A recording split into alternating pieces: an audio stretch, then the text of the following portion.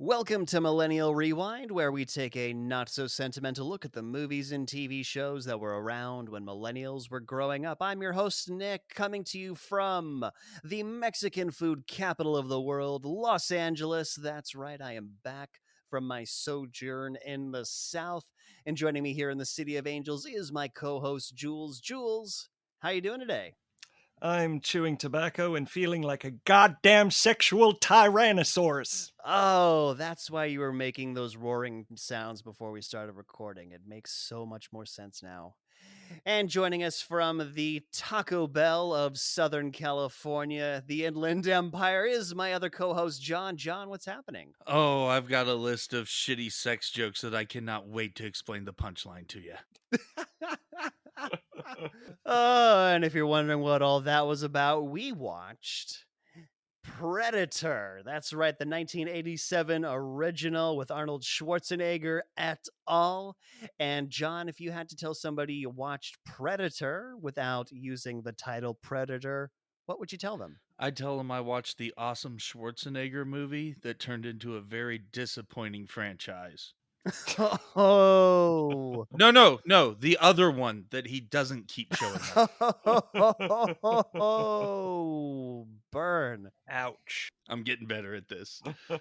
And Jules, if the producers had asked you back in 1987 to come up with a different title for this film, what would it be? Well, this is going to be tricky because either this is going to be really good or really bad. But I went with How to Lose All Your Friends to Alien People. Okay. All right. I see what you did there. Oh, God, beautiful. I mean, if we've learned anything from the Small Soldiers episode, I fucking love me some puns. So that is fantastic. I couldn't get it out of my head. I just had the title How to Lose All Your Friends and Alienate People just stuck in my head. And I was like, I can't get it out of my head. Explaining the joke was my job.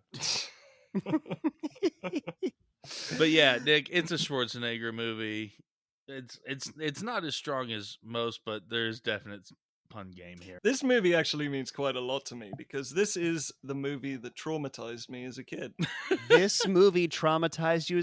Please. Yes, elaborate. I will tell you the story. I was 9 years old when I saw this movie. I hadn't even seen Jurassic Park. And I remember this one kid at school. He was this Spanish kid that everyone thought was really cool. And turns out he was just really fucked up as a kid.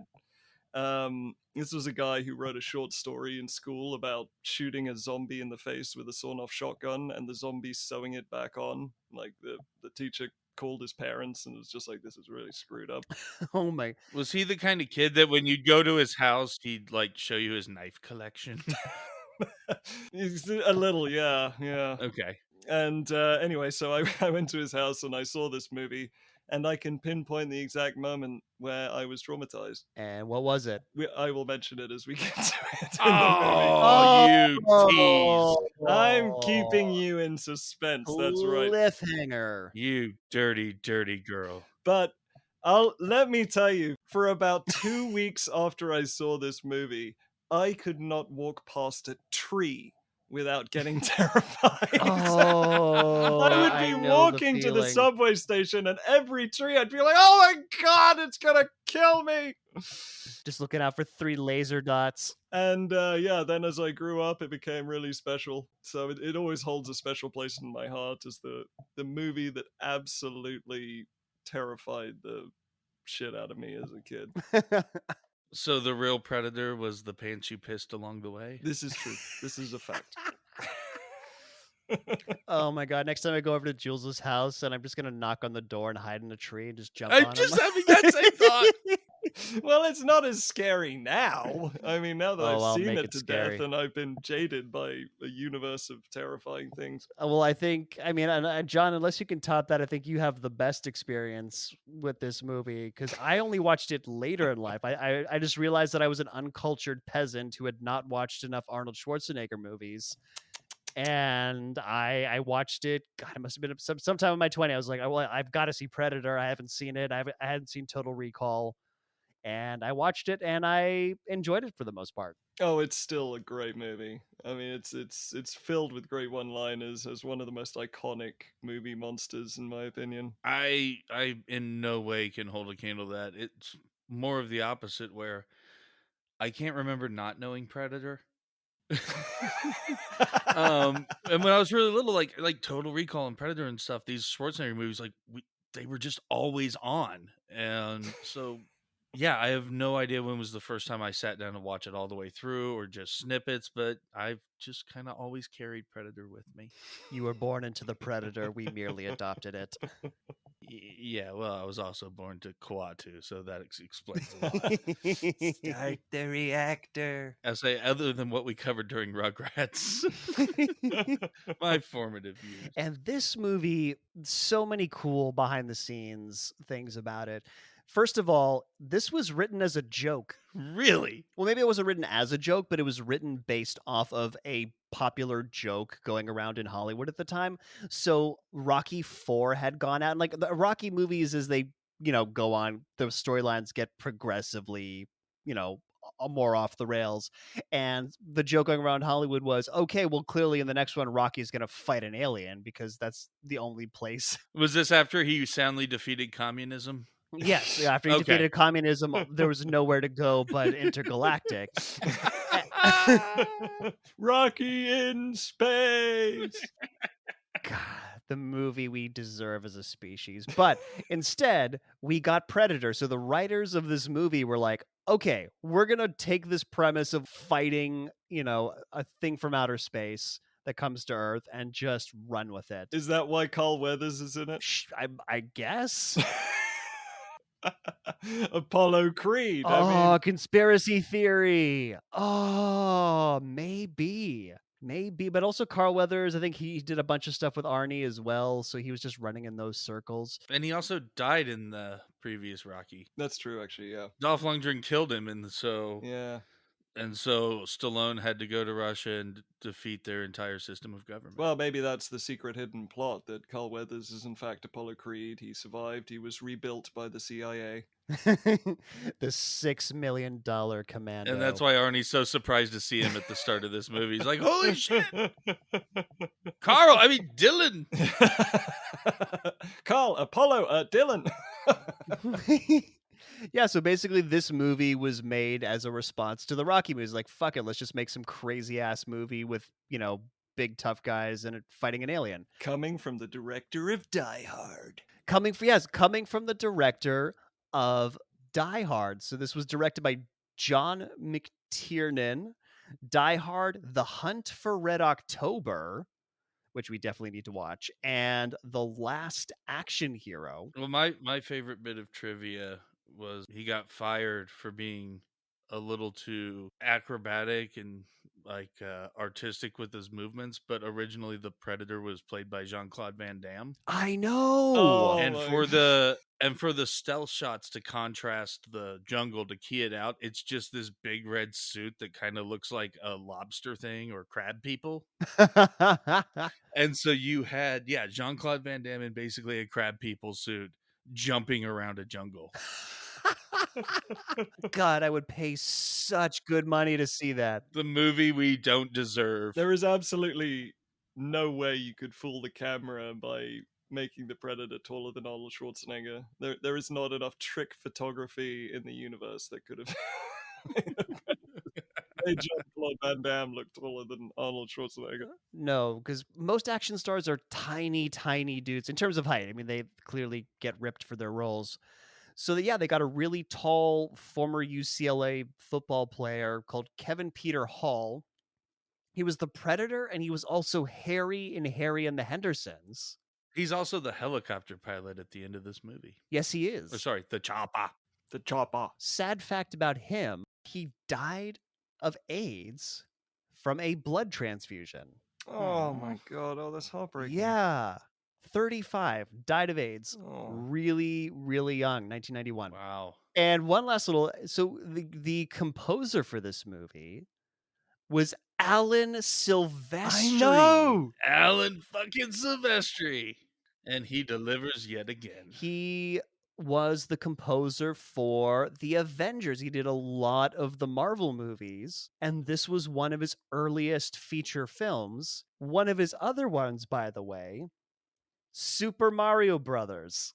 I also believe Who Framed Roger Rabbit. He did Who Framed Roger Rabbit. Oh my god, hang on, I got his IMDb up This here. guy's filmography is way too big. It's if you don't know who Alan Silvestri is, go fuck yourself. Yeah, I mean, it's like not knowing who John Williams or Hans Zimmer is. It's Right. true. He's up there with the best. But I feel like fewer people know who he is compared to those other two guys. Like Hans Zimmer and John Williams just clearly have better PR machines than Alan Silvestri does. But he deserves way more recognition because his filmography is really damn good. Yeah, Night at the Museum, Castaway. I mean, it's just a long list of incredible movies. Also, Volcano. Volcano had a great soundtrack. And also Lara Croft Tomb Raider, The Cradle of Life, which I think we're going to have to watch at some point, and we're going to have a terrible time. You're gonna have a terrible time. Yeah. I love those movies. Oh shit, we didn't mention Back to the Future. He was the composer on Back to the Future. I thought it was just implied. Oh, okay. Yeah. Yeah. At this point, it's just like y'all need to look up Alan Silvestri and his filmography. So yeah, so there's a lot of talent, and also just before we take our break, two governors. Mm-hmm. There are two future governors in this movie.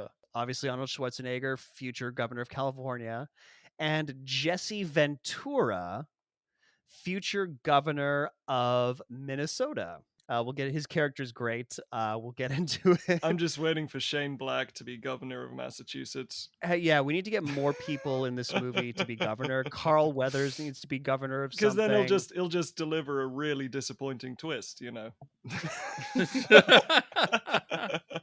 Oh yeah, Shane Black, who went on to like write Kiss Kiss Bang Bang and a lot of other films. Iron Man 3, which was very disappointing to me. I know a lot of people loved it, but I thought that was an absolute Not the mess best of a Iron movie. Man for The villain sucked. I will stand by pretty much the rest of the movie.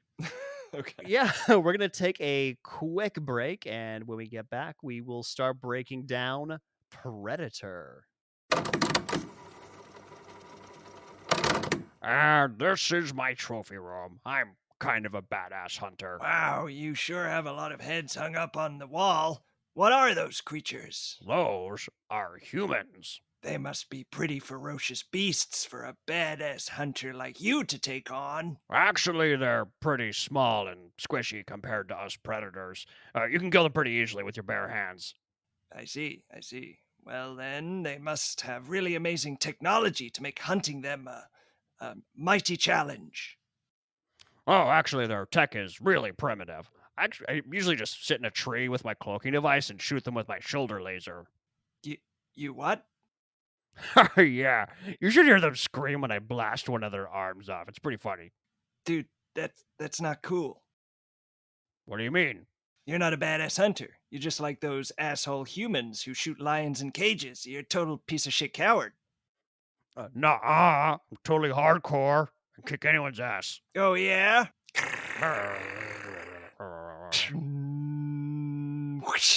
Say Predator Uncle. Predator Uncle! Yeah, that's what I thought, little bitch. You hurt my hand. So dumb, but so good. And we're back, and we're going to start this movie off with the 20th Century Fox logo, which is by far in my top two studio logos, especially the intros. Yeah, it's the it just gets me. It's like when I watch it and I get excited for the movie. Second one is Universal. Well, I think it was just because it came right before a shot of space. And so there's a part of you that thinks that the Star Wars credits are just going to start rolling. Oh, would that it were. But no, we're going to watch Predator. And we like you said, we're going to start in space. And is it just me, or were these some really shaky stars? These stars just couldn't stay still. They were just vibrating in the background, like whoever animated them, who just drank too much coffee. I didn't really pay attention because I find this unnecessary, and I think the movie would be better served without it. It would, but it's for okay. So basically, what happens is a spaceship drops off a pod into Earth's atmosphere. It doesn't set off any military satellites, by the way. Just nobody notices this thing. This was South America, not the South of America. Right. Plus, it was back in the 80s when they didn't have good satellite technology. Yeah, which means they weren't real America, so they were just, uncivilized and didn't have There technology. weren't any Google satellites up there at this point. There were, but there were enough military satellites where they were like, "Hey, there's something in Earth's low orbit. What the actual fuck?" But nope, nothing happens. Just Again, I feel like you give the US government far too much credit. I do, and it will be my downfall. But to John's point, this is because they clearly had a test screening, probably, and they're like, "Where did the alien come from? I am confused." Oh fuck! Now we gotta do the whole. The sequence. answer is space. Where the fuck do you think an alien came from? The answer is space. But that doesn't matter. I just think it'd be a greater surprise, a greater reveal if this and the first one or two instances of, seeing him camouflage or getting stuff from his POV were cut.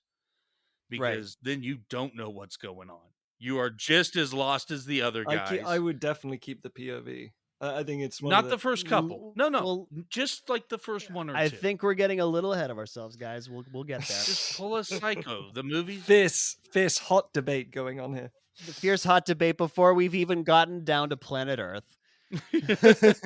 Yeah, you pull a Psycho. You think the movie's going one way, and all of a sudden it's like, oh shit, this is an alien movie. And then once you've properly introduced, then do that POV, get the heat vision, all that shit. But John, you got to remember, this is a movie that was inspired by Rocky IV, so I think your standards are a little high. Is that the first time you've ever said that? I think it's the first. But your standards are about Rocky IV. Standards. the standards probably not. But yeah, I mean, I guess space is kind of a spoiler. Yeah, you already have creature created by Stan Winston. So again, considering that they read credits, something's coming. Just based on but that. Again, this is like pre-IMDb. This is pre the internet. I think audiences were not as sophisticated. No, you knew who Stan Winston was. You still knew who Stan Winston. Okay, maybe in 87. Maybe I'm, not giving enough credit where credit's due. Anyways, so we start off in a chopper.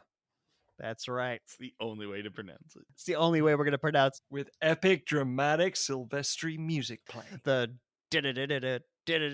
just really, really intense. I mean, not quite as epic as the chopper from Small Soldiers, but it's close. This chopper lands on a base by the ocean in some unnamed Central American country. There's a general who, as the helicopter lands, just drops the shades in his hut because I guess as the general, it's not good for you to know what's going on the base you run. I don't know why he did that. Was it a base? Because there was a town nearby. The kids showed up, just like in Mortal Kombat, and there was a guard with a machine gun making sure they did. It's a base. It's a town. Families live on bases? Yeah. Then we see Carl Weathers just drinking a beer alone in a room. With the worst fan in the world. That makes me a sad Carl. And then the commandos get out of the helicopter and they're trying to look badass. So these commandos have been riding in this helicopter. And it's so again, they probably looked really badass in the late 80s, but you look at the clothes they're wearing through the lens of now and it's fucking ridiculous. Just tucked in t-shirts and jeans. The guy who plays Mac is in a suit. The glasses are too big on Shane Black. He's got the thing that goes around the back of the glasses so you could hang them around your neck. And Arnie, of course, lights his cigar, which will be the beginning of many, many phallic images in this movie. Seriously. Oh, God. Strap yourself in, pun intended. Oh, we're starting off strong. Strap yourself on. Oh. Seriously, 80s movies were so homoerotic. We'll get into it. But Arnie, he lights the cigar and he's not in a rush to get out of the helicopter. Like his entire squad just got out of the helicopter, but he just needs to lean back and look cool while lighting. There's no other reason for him to do this other than it's how you know he's the chief. Exactly. So then there's really the music here is so intense for them just lazily getting off a helicopter. It's like action movie music with just somebody like watching somebody's vacation videos. from Central without America. Silvestri's music, this would be a really bad vacation video. Absolutely. And I mean, and it's and they they lazily driving in the jeeps. It's like a really slow sequence to really intense music. And speaking of the villagers who are living there, I have a theory. So there's a group of like I mean, this was shot in Mexico, so I'm just going to call them Mexicans. There's just these Mexicans watching all this going on, and my theory is nobody warned these people that they were going to shoot a movie there because because their expressions are just so honest, like what the fuck is going on over there? Who are these people? This was such a quiet town until these fucking helicopters got here. That's just kind of the expressions that I put on there, And that armed guard was just the security for the set. yeah, just keeping them out. All right, if you go past this stream, I'm gonna have to shoot you in the face. And so Arnie meets the general of the camp, the one that put down the blinds just now, and holy shit, I don't know whether you guys noticed this, but the audio quality for this general in this particular shot is fucking horrible. It sounds like they recorded him in 1963. It's just really bad. But only for this one shot, because in the next scene they're inside and he sounds totally fine. It's just for that one shot he sounded really bad. At this point, we also find out that Arnold Schwarzenegger's character's name is Dutch, the manliest name that you could manly come up with. Well, they thought Butch was too on the nose. They just scrubbed out a little line on the B. Yeah, with Arnold Schwarzenegger movies, like he's obviously European. But all his character names John Dutch Smith from Idaho. Das I grew up in Boise, like no, dude, just be you. I've never been to Boise. They might sound like that. They might sound. If we have any listeners from Boise, we would love to hear from you. We'd like to know if you sound like an Austrian bodybuilder. It's close to Canada. You don't know. And so they're in a briefing room, and the general explains that there's a minister from the Central American country that went down in an American helicopter because America is using its military like Uber in the late 80s and has crashed into a neighboring country, and they think they're being held hostages by guerrillas. They just think this. Like, there's no reason for them to think this. It's just their operating hypothesis. And Arnie basically calls out the premise of the film right here in this scene. Why not just use the regular army? Why the fuck are you using us? Like, we're mercenaries. Why do you need us? And then Carl Weathers, who's got the unmanliest name in the world, Dylan, interrupts because he's just apparently been sitting in the other room listening quietly to this conversation and deciding not to introduce himself yet. And he was like, well, shit, I need to create a meme here. Oh, yes. Oh, they create the meme. So Carl Weathers responding to Schwarzenegger saying, why are you using us? He says, because some damn fool accused you of being the best. Dylan, you son of a bitch. Smack. Both arms into the arm wrestle. We have the most manly interaction in any movie ever. It's the greatest arm wrestle to never have a table. Oh my God. Short of literally dropping their pants and penis fencing, this is the manliest way guys can say hello. It's literally two arms clasped into an immediate arm wrestle. Women should watch this scene with caution. It might get them pregnant. I'm just saying there are a lot of people born in 1988 who this movie is their father. So speaking of the meme, if anybody has spent 5 seconds on Reddit, you've definitely seen a meme where a big black man's arm is clasping a big white man's arm. And this is where that comes from. Somebody painted that shot and made it a meme. And it's been used all over the internet. This is where that meme comes from. And they arm wrestle in the air. No, like that's not how arm wrestling works. It's brilliant. You need a table for leverage. Good. I love it. I totally forgot about this part again, mainly because of the meme, because that's That's always focusing on the unity and friendship part. Yeah. Yeah, and this is like, no, I need to establish dominance over you, my friend. Exactly, yeah. Yes, we're establishing dominance by arm wrestling midair. We get some nice exposition dialogue. Arnie's like, "What's the matter? The CIA got you pushing too many pencils." Because, we got to know that he's in the CIA. And Carl Weathers is wearing a tie, and he calls him out like, "What the fuck is this tie business?" And yeah, what the fuck is this tie business? You're in a goddamn jungle in Central America. Put on some goddamn fatigues or something practical. What bugged me about it is the fact that one of his team arrived in a suit. Well, that's true, yeah. And he's getting on Dylan's case for the tie? Why don't you talk to Mac about that issue? Yeah, I mean, Mac was dumb for wearing a suit too, but why not address the 80s? Anyway, so Well, when they put out the call for the mercenary team, they're like, "There's no time. You got to come as you are right now. Just drop what you're doing." So Mac was at a wedding? No, I was thinking bat mitzvah, but sure. Mac was at a bar mitzvah. Oh, I like that image. So we learn that Dutch and his team are highly regarded, but they didn't take a job. They've worked all over the world, but they didn't take a job in Libya because they're not assassins. Well, we're gonna learn, because they're a rescue team, and we're gonna. But they will kill the fuck out of some people. Yeah, the rest of this movie is going to be showing how they're not actually a rescue team. Right? Yeah. And of course, immediately when they say that, both the general and Dylan share a look. So either they're about to betray him, or one of them broke wind. And they don't want to admit who it was. They both did, but don't realize the other one. There's a note. One of those awkward simultaneous fart moments. And you don't have a dog to blame it on. Awkward simultaneous fart. That's an album name right there. Rage Against the Machine, if you're listening. So Arnie asks the general what he wants his team to do, and the general starts explaining, and then Carl Weathers, like 2 seconds and just cuts it off. Like, what the general means is, no, Carl, just chill the fuck out, dude. Let the guy finish what he says, and then you can add what you have to say. That's how a productive briefing works. But no, he just wants to explain because, for whatever reason, He's asserting dominance.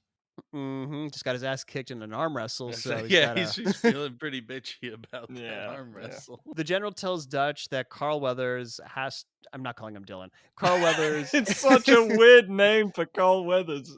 You can't look at Carl Weathers and see the name Dylan in that man's face. He's an Apollo. He's a Rocco. He's whatever they call him in The Mandalorian, but not Dylan. He's Chubbs. He's Chubbs before he's Dylan for damn sure. The general tells Dutch that Carl Weathers is going to go with him, which upsets him. He's like, "My team works alone."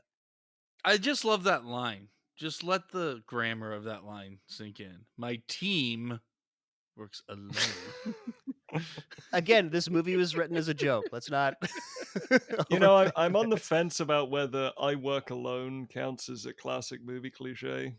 You think that works? Oh, here? Basically, yeah. It's the Definitely. old, I work alone cliche. But this line, him objecting to Carl Weathers going, we learn later, makes no fucking sense because they were in Vietnam together. He knows how Carl Weathers operates. There's no reason for, like, if it's just some random dude, yeah, I totally get it, but you know him. You know how he operates. But he's been pushing too many pencils. He got soft. Maybe that's the reason, but there's a lot of forced conflict in this movie. This is just one of many instances.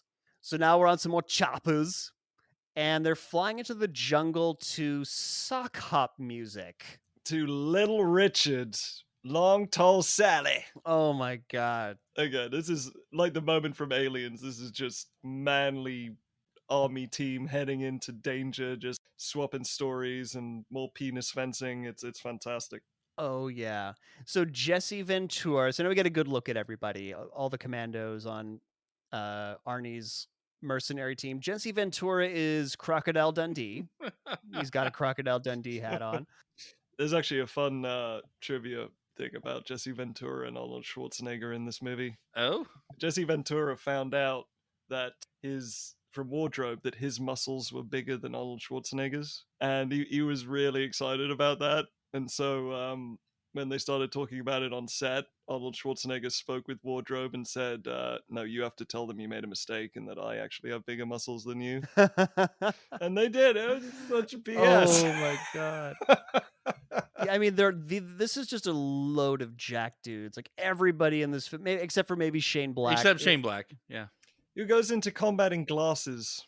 Is that a thing? Those aren't glasses. I mean, Those are I imagine fucking... commandos aren't allowed to wear glasses simply because if they break them and lose them, they're fucked. That's why he's got the strap, though. He's got the strap to hold him on, like he's going to go play basketball. Shane Black's glasses are so monstrously big that there's no way he could lose them. And yet it still happens to Velma every fucking episode. Ruh-roh. Shane Black is the Velma of the group. So that's why he keeps having jokes about having sex with women. Okay. Oh. Now it's all coming together. Oh, yeah. So there's a guy called Bill. So is Bill supposed to be Native American? Billy? Yeah. I think so, yeah. I believe so. Yeah, so this guy's not Native American. This dude is very white. But apparently he made a career of playing Native American characters. And he's not the Oh. first one. That famous environmental commercial with the crying Indian in the 70s. Yeah. That was an Italian he was dude. Italian, yeah. Yeah. But what I like about Billy is, yeah, they have him coming across as, like Native American. And yeah, he is the best tracker on the team, but that's it. He's not a stereotype in No, any no, sense. he's not. No, he's not. He doesn't have the broken, stilted speech. Or He sounds like a Texan more than anything. yeah, he's just one of the guys on the team, just happens to be the best tracker. So then they have Pancho, who's supposed to be Hispanic, but not played by an Hispanic. They're like, yeah, he's like an 8th Cherokee that kind of rounds up to Hispanic. That's fine. His name's Pancho. And he chucks something at Shane Black, who's reading a newspaper, and manages to catch the thing they threw at him while not paying attention. He's just kind of got ninja skills. Yeah, it was like a wad of tape or something. I had no idea what the hell this was supposed to be. They're trying to show each of the characters as badass. Like even the nerd's got eyes in the back of his head or in the front. That's skills. Or whatever. He's got eyes where eyes are supposed to be. Yeah.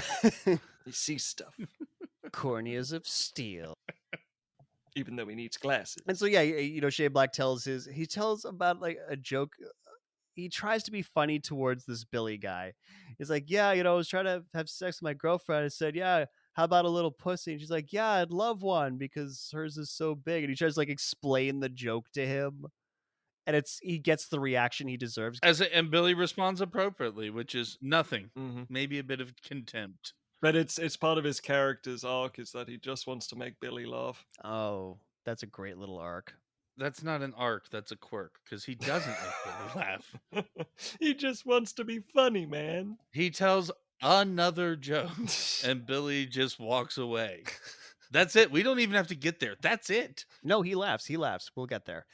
It's important. So then Jesse Ventura is trying to offer all the other guys chewing tobacco, and they all decline. They're like, oh, that stinks. Get that shit out of my face. But his exact words were, bunch of slack-jaw around here. This stuff will turn you into a goddamn sexual tyrannosaurus, just like me. And I'm thinking, hey, Jesse Ventura, since you're using the F-bomb here, maybe you don't want to turn a bunch of other dudes into sexual tyrannosauruses when there's only other dudes around. Yeah, if they are already gay, do you really want to increase your chances of being on the wrong side of it? I mean, it's okay to be into dudes, Jesse. I get this is the late 80s and it's not okay, but in the greater scheme of things, it is okay. And be who you are, Jesse Ventura, is what we're trying to say. Well, honestly, what I want to talk about is a new merch idea, which we have to do, which is a new cologne called Sexual Tyrannosaurus. You realize that's just my ball sweat, right? That'll be the subheading underneath. AKA. That's the tagline, That is a factory floor I will not be visiting. Because movie cliche bingo card and sexual tyrannosaurus cologne. That's the kind of shit we're gonna be selling. $1 million idea. Oh yeah. And then we were talking about this before the we were talking about this earlier. So Mac, the guy who showed up in a suit. He's just sitting in the back of the helicopter, dry shaving his face with a disposable razor. What the fuck was this supposed to convey? That's just his thing. Yeah, for some reason, I had a note later on about how Arnold's not very sweaty, but it's really more of just that this is the sweatiest guy that's ever existed. He doesn't carry a rag. He sweats profusely and shaves it off. This is why he's bald. Such a weird character choice. But I keep forgetting his name, so he's just Bill Duke in my notes the whole time. He's Mac. He's Matt. He's the stealthy dude, basically. Is what you find out is he's the stealth He's dude, Bill Duke. and Blaine is the big guy with the giant gun, and Billy is the tracker, and yeah, they all have their little purpose. Right. All right, so can we at least get to them being in the jungle? Well, I'm trying to get us there, but you guys keep fucking talking about ball sweat. It was one time. We learned that this is where we learned that Carl Weathers and Dutch were in Vietnam together. And then Jesse Ventura spits his tobacco on Carl Weathers' boot, beckons him over, and he's like, "That's a real nasty habit you got there." And that's it. Nothing comes of this. It doesn't mean anything. Oh, it come doesn't on. control.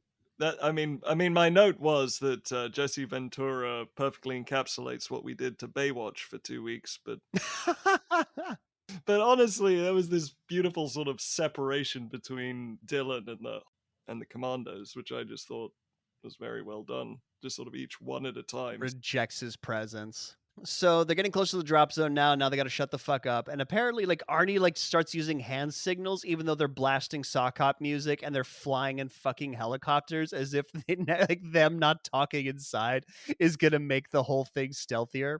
They rappel into the jungle, and there's just a shit ton of jungle walking. Easily a third of this movie is just them walking in the jungle. Yeah. So they find a crashed helicopter in the trees. They climb up, and they find that the pilots are dead and the helicopter has been stripped for parts. And everyone, we're going to learn this, but everyone in this squad is psychic because Pancho just somehow magically deduces that this helicopter was a surveillance model and had been taken down by heat-seeking missiles. So not just regular gorillas. And then again, to pack onto the psychic bit, Billy, who we mentioned as the tracker, says 2 minutes of them being there, there were 12 gorillas, and they were there. I counted 12 gorillas, and then they were followed by 6 pairs of U.S. Army issued boots. See, that's the problem with jungle people. Sand people know to travel single file. To hide their numbers. Back to the chopper. I just wanted to point out that all the blood is still very fresh and bright red. Yeah, even though they've been out there in the jungle for at least a couple days. Yeah, I just wanted to point that out. We'll come back to it in a bit. So Dutch is kind of like, "Hey, Carl Weathers, what the fuck's going on here?" Carl's like, "I don't know." But does he know? So Billy goes off to scout ahead, keeps tracking, and then Pancho's to Dutch, "Do you remember Afghanistan?" He's trying to forget it. What was that? So they were in Afghanistan fighting the Soviets. They were behind enemy lines. Like, what was that all about? I don't know. Something went down in Afghanistan, man. But the way Arnold Schwarzenegger treats it is he gives him a gentle tap on the head, like, "Oh, you little rascal, you get over there."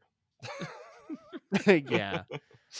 Enough of your talk about Afghanistan. Rub of the head. So then Billy sucks on a tree. Yes. What he does, he takes his machete, cuts off a vine, he just drinks the water out of it, and this causes his spidey senses to tingle because, again, everybody's psychic. I have the note, I didn't have enough space for a canteen with all these grenades. Well, that's actually how commandos do it. They literally go out into the wilderness with nothing but guns, ammunition, and a trash bag to gather all the shit that they fire off, or to try to leave no trace. Yes, because one thing we know about commandos is they're very conscientious about littering. Well, no, it's the no trace thing. You know, all the shell casings, all their poop, everything like that, they put it in this big trash bag. Mine was better. So in this tree, Billy finds 3 skinned corpses. And childhood trauma. Oh, this is part of your childhood trauma. This was the moment where I became a man. horribly traumatized. The seeing 3 skinned human bodies. This was the moment right here where I just got absolutely It's pretty traumatized. gruesome. All these years on, it's still a pretty gruesome sight to behold. And then when they clarified, they skinned it. them? Why would they skin them? I was 9 years old, people. I was a child. And they were talking about skinned people. It was like, ooh. So Dutch looks at the dog tags and he realizes that he knows one of the guys who's been skinned. His name was Hopper, and he knows that they were Green Berets out of Fort Bragg. Oh no, his name is Jim Hoppa. Hopper. Oh, sorry, it was Hopper. And what made it worse was the fact that these were badass soldiers. So what chance did a 9-year-old child have? Really? Oh, enough about you. This is my therapy, John. I have to let it out. No, that's what D&D's for. I have multiple therapy groups. Let's just keep it about him. It's never about me. Show us where Uncle Predator touched you.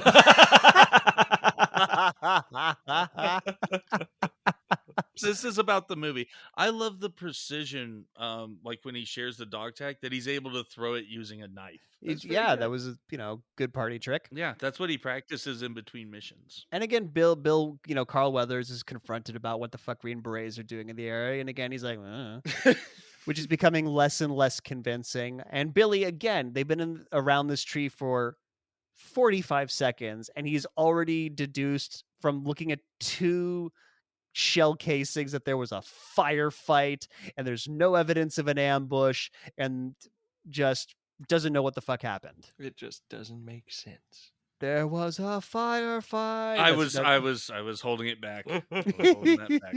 But that's part of the setup for the monster. I mean, I know we like to rip on movies, but they're creating this wonderful sense of suspense, like something strange is going on. Yeah, what the hell could have done this and why? Yeah. It's just the no. That's fine. It's just I'm making fun of the incredibly short amount of perceived time that he took to do. Because if you're looking at like a firefight, like look at this, like you got to like check out a wide area. You got to look at a lot of little things. He just glances around and he's just got a fucking 9,000-page novel that he can report back to Dutch. Well, yeah, he's Billy, the guy who knew there were 12 people who passed. I'm just saying it's a little implausible. He's that good. He's that fine.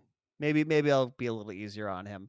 So Jesse Ventura whips out his minigun because he's pissed about it. He's like, payback time. Say hello to the biggest phallic symbol in this movie. And this is where we get a first glimpse through predator vision. Yes, this is what I was saying. Cut this one out. I thought this was great. Someone's watching them. You didn't know who. You didn't know who. I mean, if you remove the space thing, you just think that it's someone watching them with heat vision, and you don't know who. Okay. But that's the thing. Heat vision. This is like 1980s thermal vision, it's which you know is the point of view of the shark is he's swimming in at the beginning of Jaws. There's something. I mean, that's not what I have an issue with. The thermal vision is so bad. You think this is like some advanced alien species using this to hunt? This is the worst. You could barely see anything. But he's supposed to be some bad. I mean, I'm sure this like blew audiences' minds in the late 80s. I think, yeah. but... I mean, the idea is that the predator would have different eyes to us, so it could perceive differently. Oh no. Like that's not what I'm making. I have issue with. It's just how bad his actual vision is. I have a question about heat vision in general. How warm would you say a South American jungle is? This is where I had a bit of an issue, yeah. There's that. It's pretty warm. So wouldn't that be ineffective? In the jungle, everything would just be hot. Right? If anything, the heat vision would work better in an icy tundra where everything else is cold. Yeah. That's what we're seeing. Everything else is blue and they're popping out. Well, this is the design choice they went with, so. But it has some cool moments, even if it makes no sense. And so now we have Mac's version of spitting on Carl Weathers' boot because Carl Weathers slips and makes a noise. And Mac comes back and speaks really truncatedly, like, "You ghosting us, motherfucker? I don't care who you are back in the world. You give away our position one more time, I'll bleed you. Real quiet. Leave you here. Got that?" I love Just him. like I love Mac at leaving this point. really big pauses in between the sentences. Like, I get the thing, because yeah, Carl Weathers is being really fucking Yeah, loud. and Max being, or Mr. Duke, I should say, is the stealth guy, and he's just really pissed off that this bumbling idiot keeps tripping over shit. He's the stealth guy holding an M60 chain gun. Like, Yeah, and a knife. And the definition of ghosting has changed a lot in the last almost 30 years. I know. That's true. Yeah. So they finally reach the gorilla camp. Arnie does like these really weird half-assed sweeping arm motions to get people to do who the fuck knows what. Just like, oh, you go that way, you go that way. I'm Arnold. And But then they also just say what it is. You two go this way, you two take out the guard, I'm gonna do this. So Arnold, he, with looking towards the thing, holds up his rifle for Pancho to take. And Pancho just gives him binoculars. Doesn't ask for binoculars. Pancho just instinctively knows that he should give Arnold binoculars. Yeah. They know each other as one. They're that tight of a unit. Yeah. Exactly. So then he has no gun. And he army man crawls from an exposed position on this hill where anybody could fucking see him. And he feels the need to like stealthily crawl 20 feet to a log so he can look down into this village. Such a weird It's tactical not a village, choice. it's like a little base or something, right? Yeah, it's a guerrilla camp, and guerrilla camp things are happening. Everyone's seen this before. The big thing is that there's like a generator going on. Oh, there's a casual hostage execution. Yeah. Well, I took that as part of guerrilla camp things are going on. Just again to put into perspective how weird and screwed up my friend was back at school. He laughed at that. He laughed at the guy getting killed. He laughed at the guy getting executed. And I mean, it's not just horrible that the guy gets killed. He gets killed on the food. The guy shoots him in the pantry, so there's just blood all over these like sacks of wheat or whatever. Just I did Russian in college, so there's a lot of Russian getting spoken here. So like I'm like, okay, there's clearly Russians here. And so Arnie gives them the plan, they get into position, and now we get to see Max sneak in action. So it's him and Jesse Ventura. Jesse Ventura somehow manages to like stealthily sneak up onto a crow's nest with a fucking minigun strapped to his back. Yeah. And then Mac makes a bird noise. And I love this. That's fantastic. The guy looks over, he stabs him through the neck, and then throws him with the knife in his neck. It's amazing.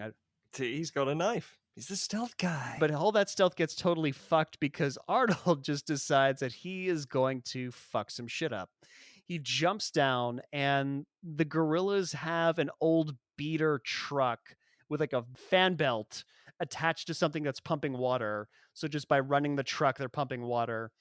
So he slices the fan belt with his giant knife, puts a satchel charge in the truck bed, lifts up the truck and shoves it down a hill and sends it careening into the camp's mess hall and blows it up. And then we get that Carl Weathers line. I start to think that Carl Weathers was really wasted in this, but he gets a line, and the most horrible cliched line, showtime. Why do Americans think that's clever? Because it's all showbiz, baby. I don't know. It's not clever. And so you know how like they're the rescue guys. He was telling the general that earlier. You haven't located the hostages, and you are just blowing buildings up. It's so true. Yeah, they just start blowing shit up to the extent that Jesse Ventura shoots a tree with his minigun, and it literally explodes. And I catches know they fire. light this camp the fuck up. They're shooting grenade launchers, just spraying, hip firing everywhere. Again, don't know where the hostages are. Just fucking shoot. We'll figure that out later. Fuck it. I mean, Carl Weathers has a line which I never understood until this recent watching, where I could activate the subtitles, because I never understood what was actually being said in this line. He says targets at the center upper level. Yeah. But every time I heard it prior to that, all I could hear was targets at the center of the falafel. Which actually makes more sense, because how the fuck would he know? That's very true. One way or the other, upper level or falafel, either way.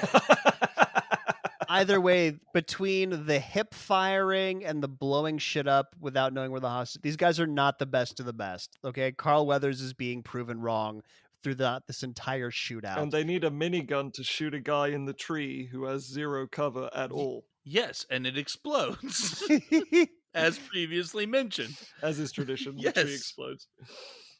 And in this camp full of dozens upon dozens of Central Americans, the language you hear getting yelled the most is Russian. Russian. It's just Russian. That actually gets explained later on. Well, yeah, because Yeah, but still. these are Russian advisors, but I think the Russian to Central, even if they're advisors, the Russian to Central American ratio, you would clearly hear more Spanish, but not in this movie. So 2 Russians try to get away in a helicopter, which is just an American helicopter painted funny. And from the little Russian I know, one of them's like, "Where did they come from?" And before they get killed. So they start to route the guerrillas through a supply depot, like they're kind of like pushing them into the village or the camp, whatever. And this is where we get that great line because Arnold just chucks his big fucking knife through the chest of one of the guys, pegs him against a pole, and he's like, "Stick around." Stick around, yeah. It is so obviously a plastic knife, too. Oh, so obviously. So many of the knives in this movie are obviously rubber or plastic. And then he kicks in a door and says, "Knock, knock," and then blasts a guy through a wall. This was the time of those one-liners. It really was. I think it was in his contract. That's the one thing about millennials.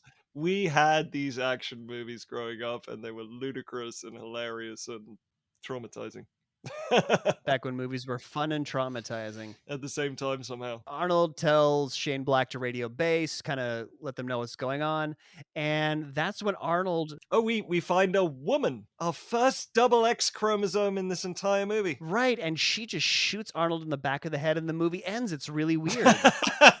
Oh, wait, no, she does that thing where she's in a movie, so she has to get up to the person and then cock the gun. Right, so Arnold can turn around and just knocks her the fuck out, and then he realizes that it's a woman. He actually cares about whether he lives or dies. All these like men that he's just been mowing down senselessly, doesn't give a fuck about their lives. But he's like, "Oh fuck, I hit a woman. That's not good." But woman with a pistol can't shoot that. This will be one of many times where Arnold should have died and doesn't in this film. We'll point those out, but this is instance 1. Oh, and I will commend the movie on not turning this into a love story. Very rare for this time. Very rare for this time. Or any time. That female character is not a love interest in any way. Nope. She is just a gorilla that they take prisoner. And so Mac comes up to Dutch Arnold and says that the hostages are dead because of course they're fucking dead. Did you see what they did to this camp?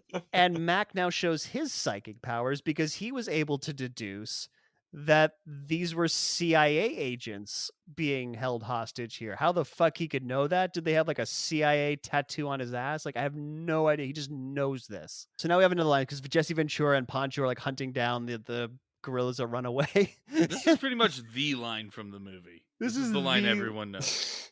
And Pancho's like, "Hey man, you're hit. You're bleeding." And he's like, "I ain't got time to bleed."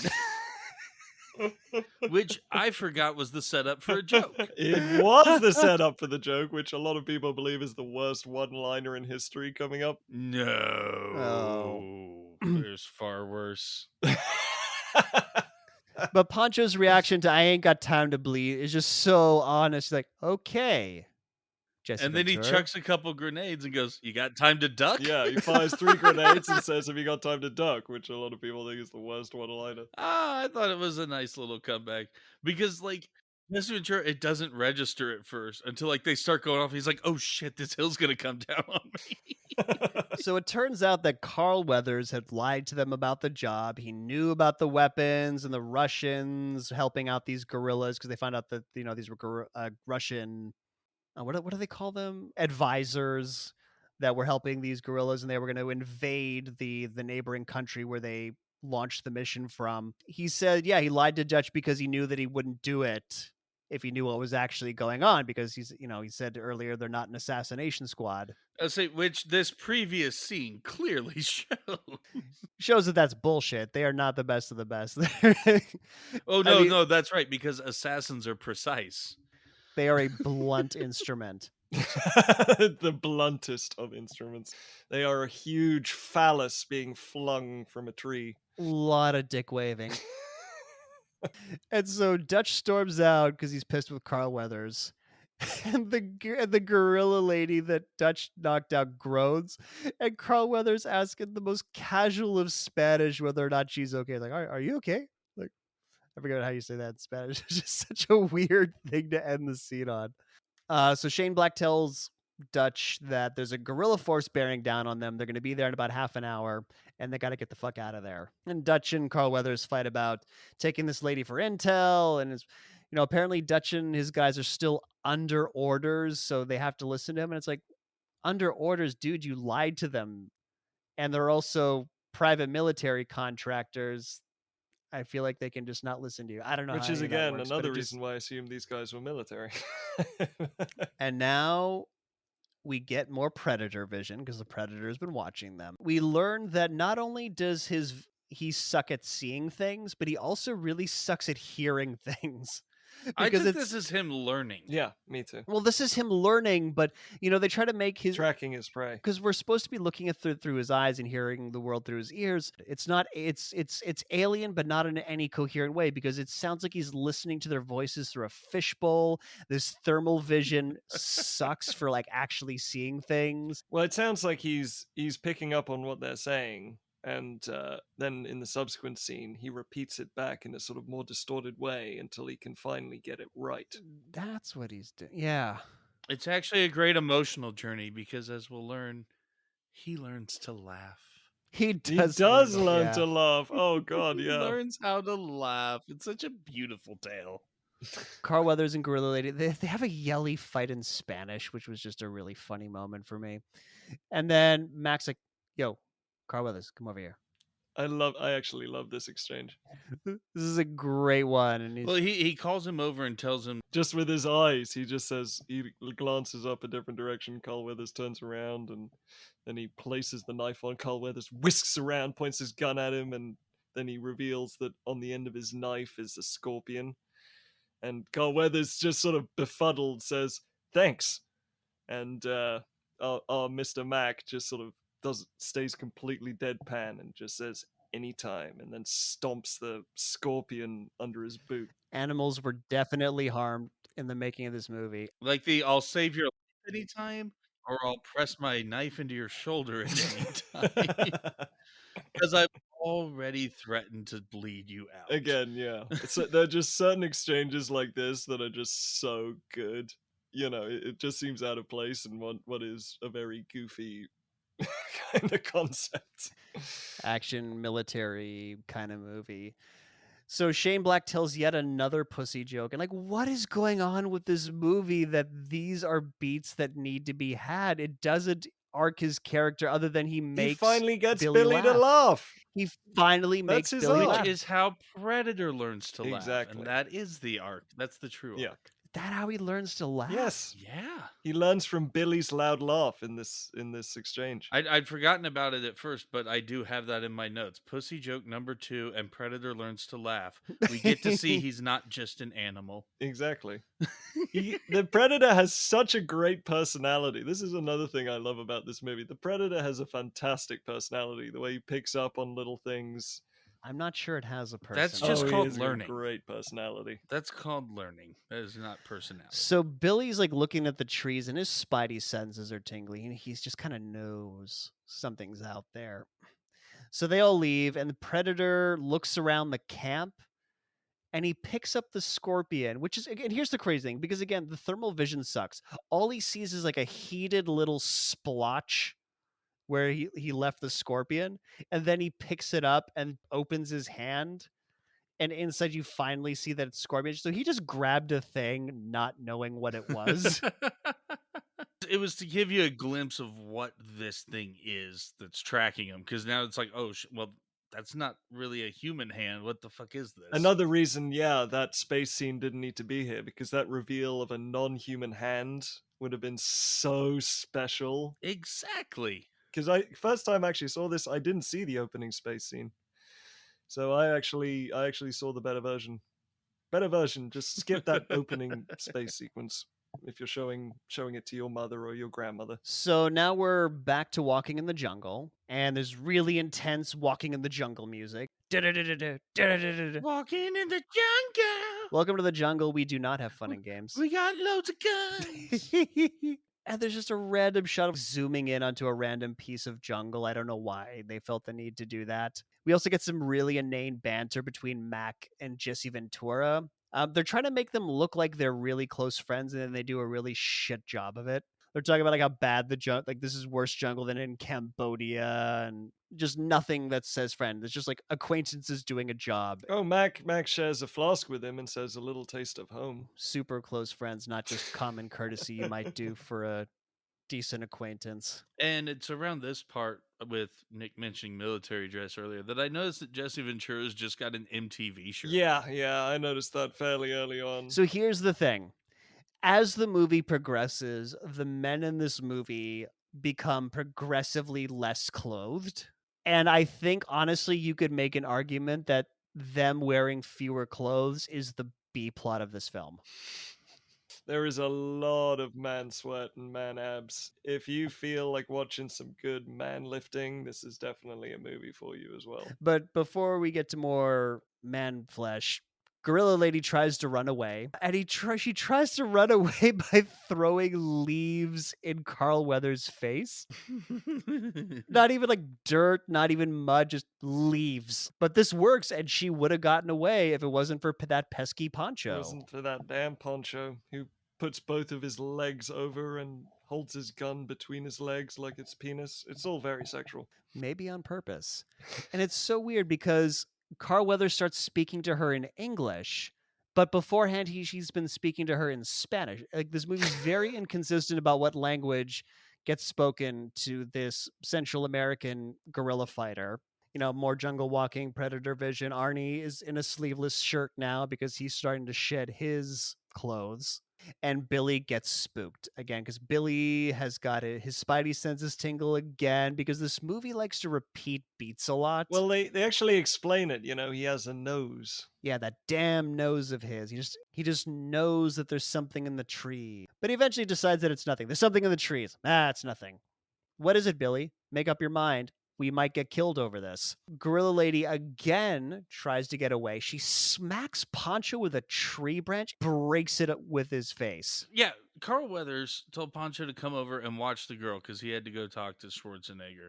Poncho's not watching her. Nobody watches her. He's turned around facing the other direction, and she's, well, fuck it. I could knock this dude out and get out of here. Another subplot of this movie is that all these guys are really bad at watching their prisoner. So she makes a run for it, and Shane Black goes after her. And like, we kind of watch this partly through Predator vision. And Shane Black eventually like tackles the fuck out of her. Invisible Predator comes out of the woods. Yeah, we see Invisible Predator. Honestly, the reptile cloaking in Mortal Kombat might have been a little better. No, or this is on no, par. I won't have that. You don't think so? I thought the invisibility effects in this were really good. Far superior to Reptile. He's this invisible monster that comes out of the woods and then drags him off. I mean, it's supposed to be imperfect, so you can see something. Right, yeah, you can see like a distortion around where he's standing. But yeah, he kills Shane Black, sprays his blood all over Gorilla Lady, and drags Shane Black off. The rest of them run over. They find Shane Black's there's just like a pile of guts sitting in the bushes, like not far from where this happened. But I love how they're such a well-organized team, but the first person on the scene just takes off after the trail. Right. Doesn't wait for the backup or anyone else. He's just going to take off after whatever mysteriously killed this other elite soldier. Just sicker boy. Shane Black is the token black guy. He does die first. He does die. He does die first. Oh my god. Oh, mind blown. But they did it with his real name instead. I had a whole speech prepared about how the black guy doesn't die first, but no. He does. He does die first. Again, But we've it's jumped. Mr. Black. They find a way to kill the black guy without even killing the black guy. So Poncho asks the Gorilla Lady in Spanish, what happened. She says something, and then Carl Weathers and Poncho have an argument about what she actually said because she's like, the jungle took him, which is kind of vague, but also like she's suffered a traumatic event. So it's kind of understandable that she's not exactly big on details at this moment. Yeah. And then Dutch points out that they didn't take his weapon or radio. So it's clearly not soldiers. Yeah, and she didn't run away, so if there was gorillas, she would have probably just gone with them. This is when the horror really kicks in. It's really good. Mm-hmm. Carl Weathers draws a connection with what just happened with what happened to Hopper and his guys who got skinned. Like, just because, so a pile of guts equals skinned dudes. Carl Weathers is drawing lines here. I mean, I don't know whether he has the best reason to draw these lines, but he's drawing them.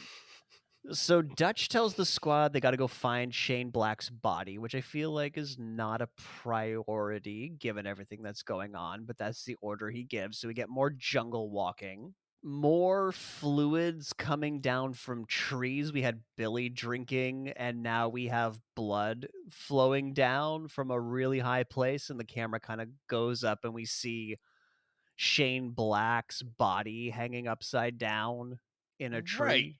But he's freshly dead, and now the blood is super dark, as though it should be dried by now. Well, here's the thing: it gets lighter the further you go up. Like I think it's just kind of there's not a lot of light at the. It jungle rapidly floor. oxidizes on the way down the leaves. That's what happens. Okay, got it. Jesse Ventura. So you mentioned that he's in his MTV shirt, but now it's sleeveless because again, all the men's clothing is getting progressively less. And he thinks there's something in the bushes. He gets psyched out. There's a porcupine that comes out. Then his chest explodes. Just boom.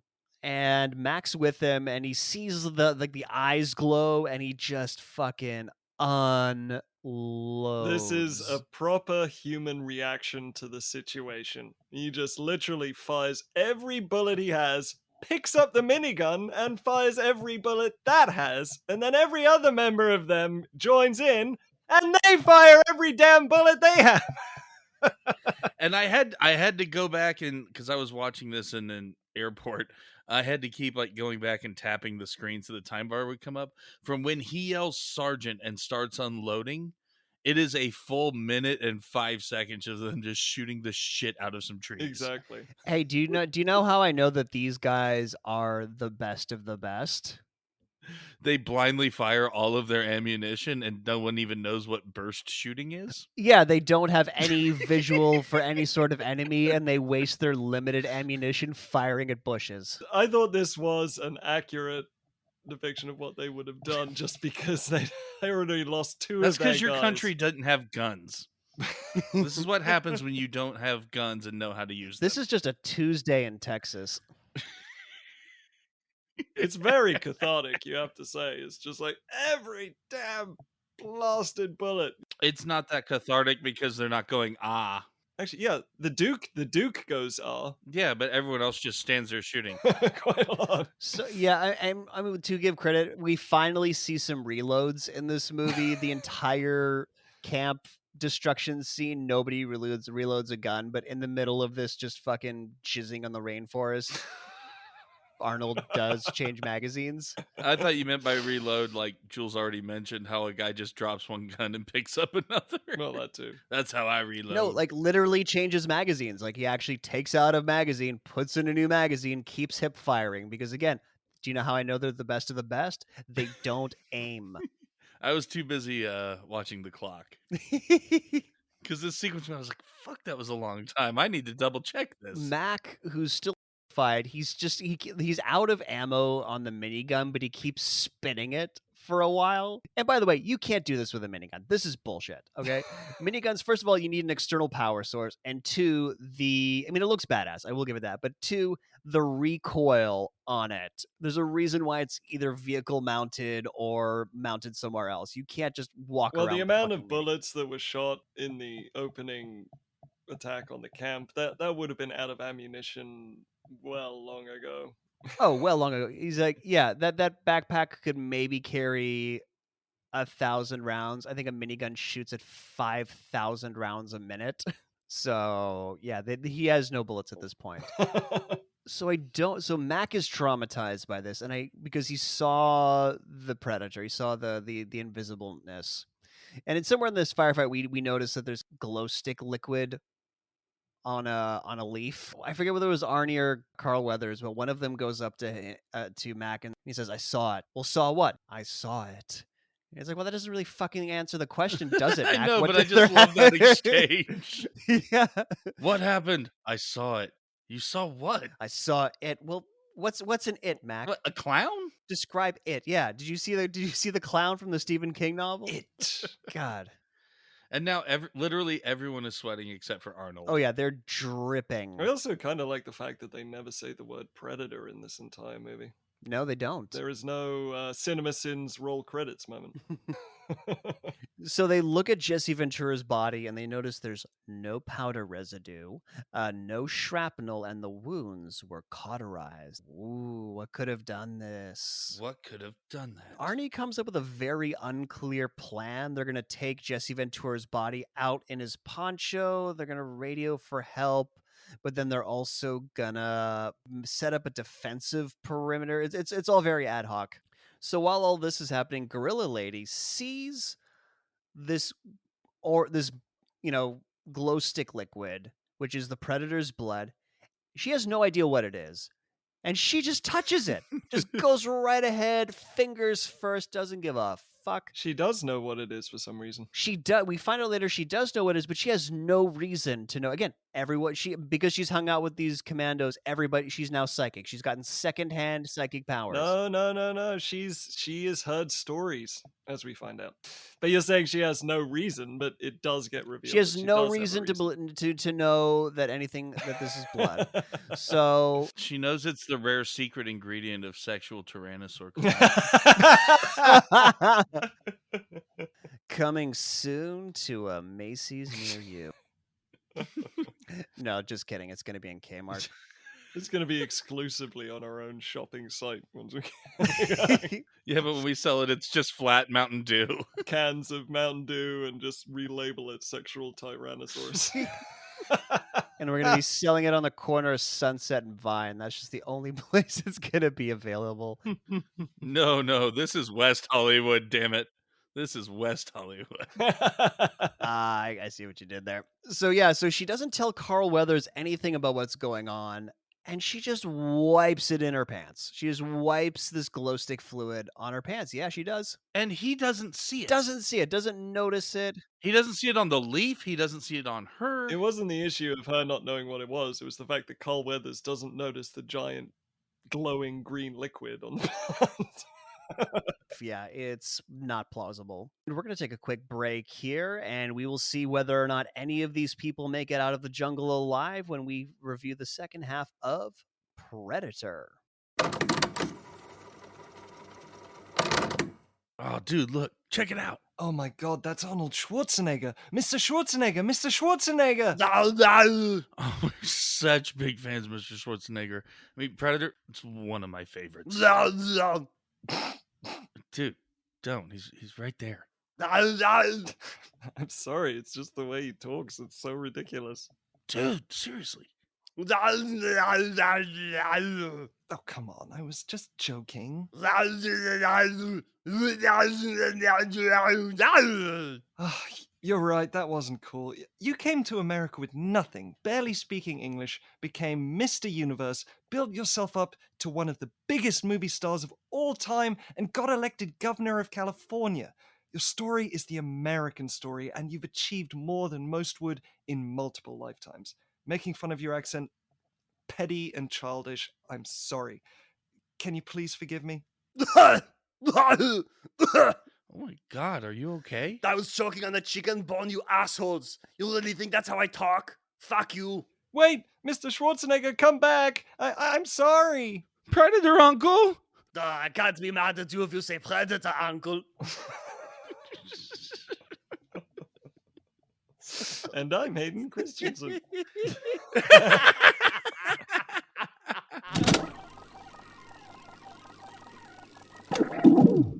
And we're back. So Mac, after having seen his friend's chest explode, it's apparently his job now to set up all the booby traps.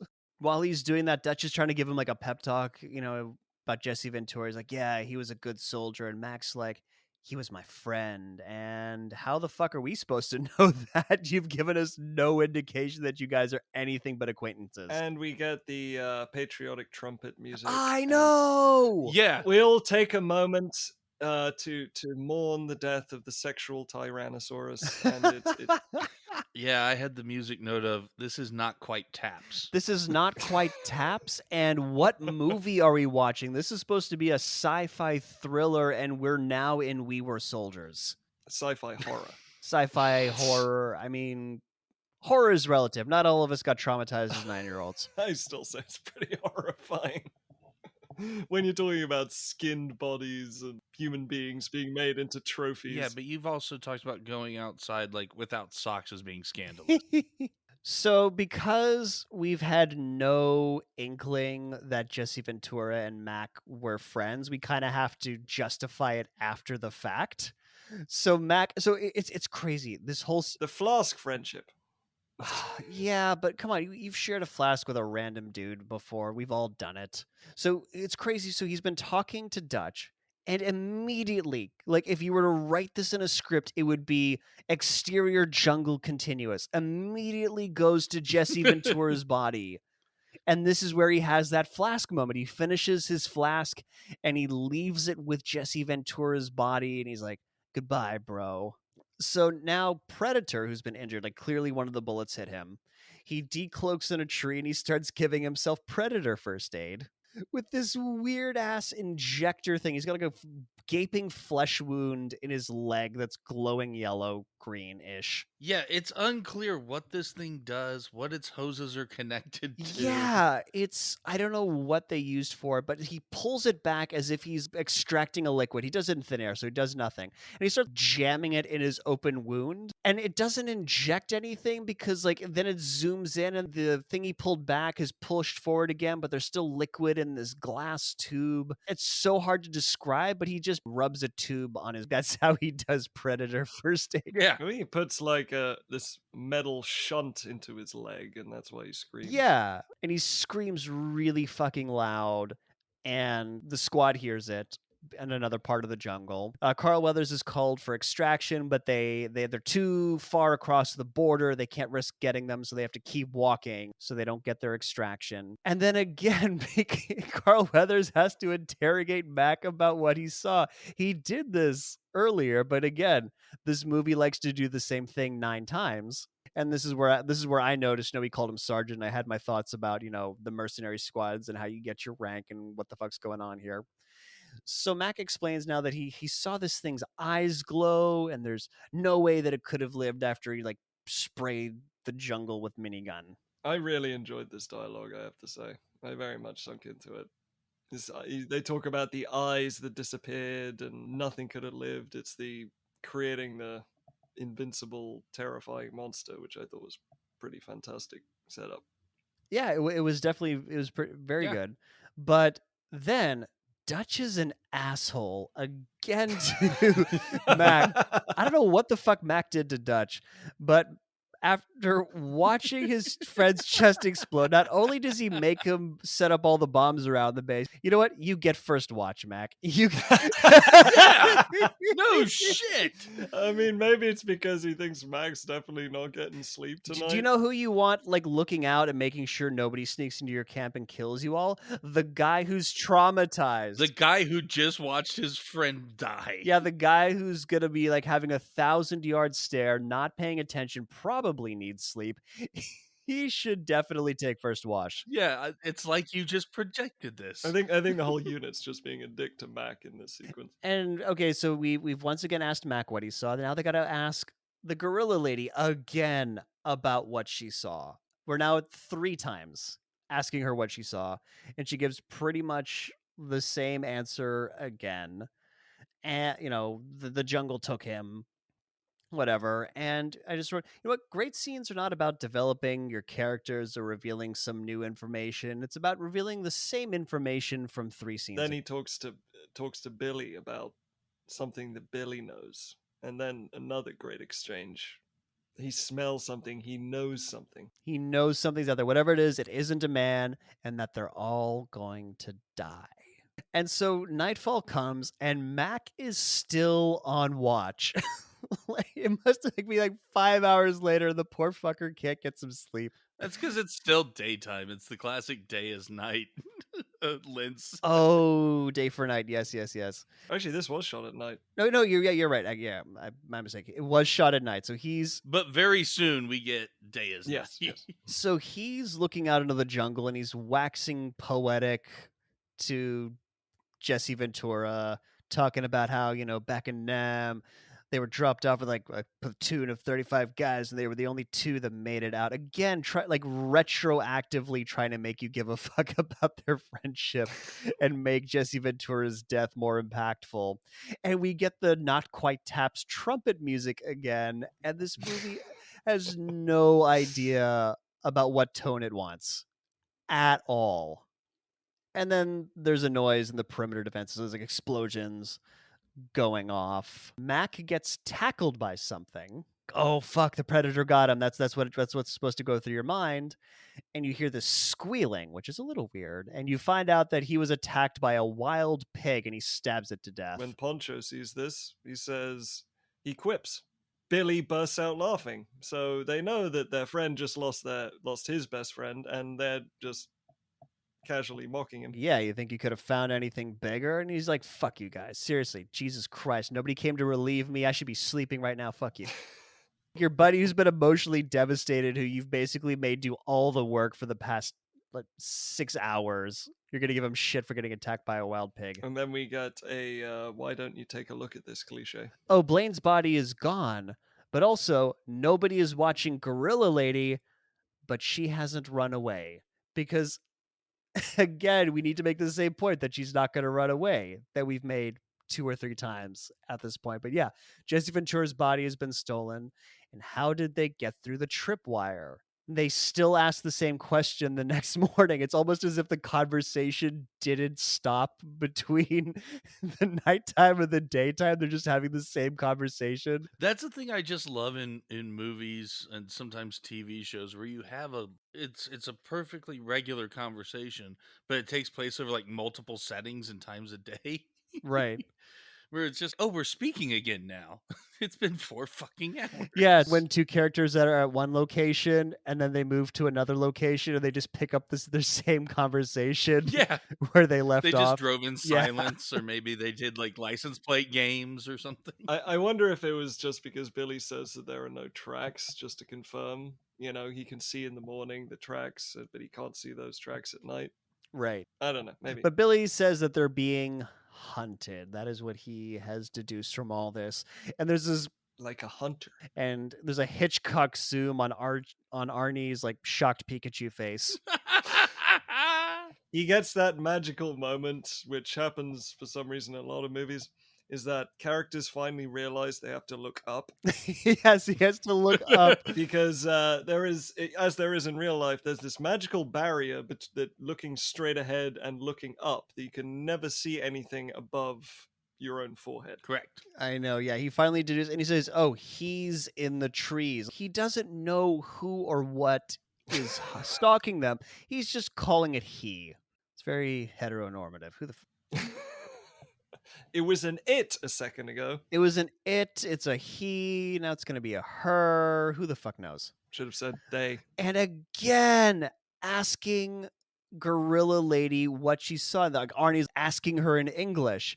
And I think she just gives up on speaking Spanish, because apparently she could speak perfect English the whole at this time. point, that's my note too. The whole time. She speaks perfect English. Yeah, if you guys can't decide what language to talk to me in, I'm going to make a fucking choice for you. It's English. We're doing English from now on. Your Spanish sucks. Fuck you.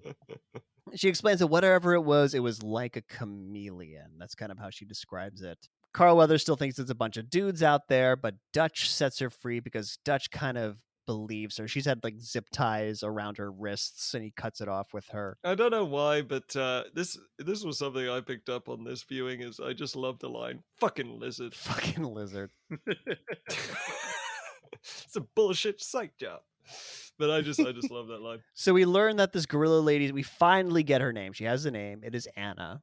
Anna tells them that she found its blood after it killed Jesse Ventura. Like she's been like looking at her pants that have been glowing, like Slimer green. It's kind of that sort of glowing Slimer from Ghostbusters. And again, how does she know it's blood? We'll talk a bit more when we get a big reveal, but we get this is a great line. This is one of those lines that everybody quotes from this movie. And Arnie's just like, if it bleeds, we can kill it. Damn right. And then we get it ruined by a subsequent muscle montage. Yes, so despite the fact that they know that it moves in the trees, they're gonna set traps for it on the ground. That is what the plan is. So yeah, now we've got B plot of the movie is just clothes disappearing. Lots of shirts come off, lots of sleeves are coming off as these muscle ripped dudes are setting up traps. And there's no reason that the Predator wouldn't attack during the montage. Nope. No, Predator respects the montage.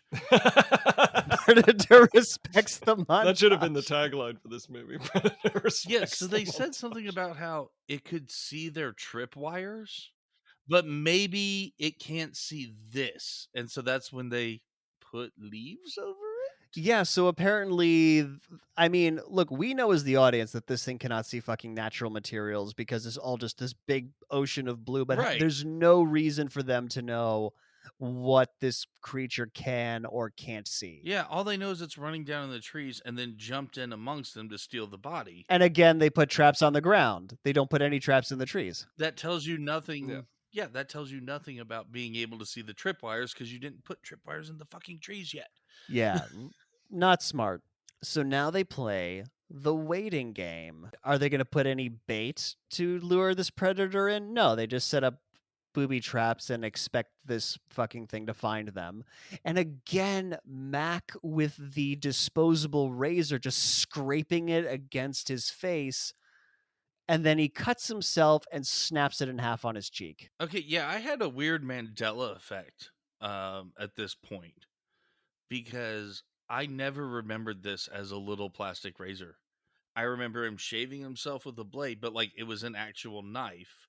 And then he pauses and cuts himself, but not a little plastic razor. I think your mind was writing a better movie because that would have made so much more sense than this shitty little razor. Yeah, if you have a knife, like we've all had knives in our lives, and you fuck around with the knife, you do stuff with the knives. Like that would have made so much more sense than this shitty little razor.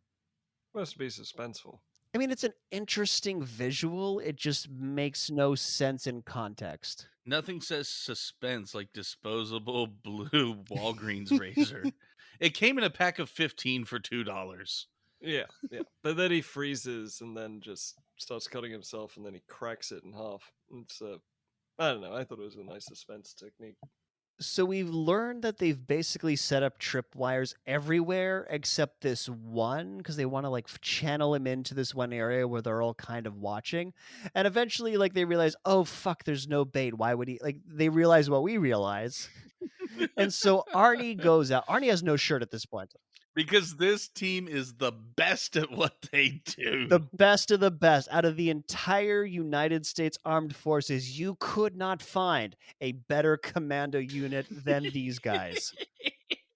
So Arnie goes out into the trap, and he has no shirt at this point. He's just wearing his military webbing. Did you guys catch the moment where he clearly trips one of the tripwires and then pretends he doesn't and keeps walking? No, I saw him walking and like pause to like make sure he's not setting him off and stepping. Yeah, but then he carefully. moves, and in moving, he makes it go twang. Like if that doesn't trip the tripwire, what I the think he hell does? barely doesn't set it off. That's what it is. Oh, and just before he heads out, Anna tells like this long-winded story about this predator, right? Because apparently it comes to this area to kill often. Like there's been stories of, about men getting their skins taken. Right. This is why she knows about the blood and stuff. I think that's the Right, but implication. it doesn't necessarily mean she's encountered the blood. She knows stories. I heard some things, man. And all hurts. these things only happen in the hottest years, and like this is a very hot year, so that's why it came. It only likes to hunt in heat for whatever reason. And it's called the demon who makes trophies of men. She says it in Spanish, but that's what it means. So back to Arnie. So Arnie's in the middle of these traps, and the Predator triggers a Return of the Jedi net trap. Yep. They pull an Ewok. Yep. That's what happens. Yeah, for some reason he jumps down out of the trees into the net trap that Arnold just walked across. And also triggers a Return of the Jedi log trap that just smacks into Poncho's chest. Poncho doesn't die from this, even though he should have. So Predator gets out of the net really quick. He starts fleeing, cloaking, and Max starts shooting at him. My note here is that Mac, the stealthy guy, suddenly starts chasing like an 8-year-old who's pretend shot someone in the playground. Because he Look, starts he hasn't slept for 36 hours, okay? he starts yelling, I got you, I'm coming, and then charges off. God. Because, again, the best of the best. But Carl Weathers gets a good look at him because he hangs from the tree. The Predator hangs from the tree and decloaks just so Carl Weathers knows what he looks like. And Carl Weathers finally realizes it's not a bunch of dudes running around. They're getting hunted by a thing. Also, he has no sleeves. Carl Weathers is also losing clothing at this point. Oh, yeah. So Mac's running after him, and Carl Weathers says he's going to go after Mac. He tells the rest of them that to get to the chopper because Carl Weathers wants to do something right for the squad. What Arnie does is he chucks him a submachine gun, even though he already has a submachine gun. Like, here, you'll need this. I already got one, bro. What the fuck? We shot the jungle for 1 minute and 5 seconds and didn't do a thing. Take the second gun, all right? Take this symbolism. Of my trust in you. Take this because it's going to make a badass sequence in like 2 minutes. Yep. You're going to need this. You should have this as the master of unlocking. So Dutch and Anna pick up Poncho, who for some reason doesn't have his chest caved in, and they make their way with Billy to the chopper because they got to make the rendezvous. Mac starts like singing the rock and roll song from earlier. Little Richard, yeah. While he takes his military webbing off for reasons. Again, the stealth guy just becomes completely unstealthy. Oh, yeah. Sleep deprivation. Sleep deprivation and trauma. Yeah, so he drops like he's extra grenades. Those won't be handy when fighting an alien. Whatever else you carry on webbing. But so basically he does it just so Carl Weathers can find it as a clue. That's his only reason for taking it off. He also consistently takes his hat off whenever he's upset, Mac. He did it when he picked up the minigun, and then again here. It's just the hat. Well, carrying capacity, he had to let go of something to be able to heft up. Yeah. The weight of a hat versus the weight of a minigun, that checks out.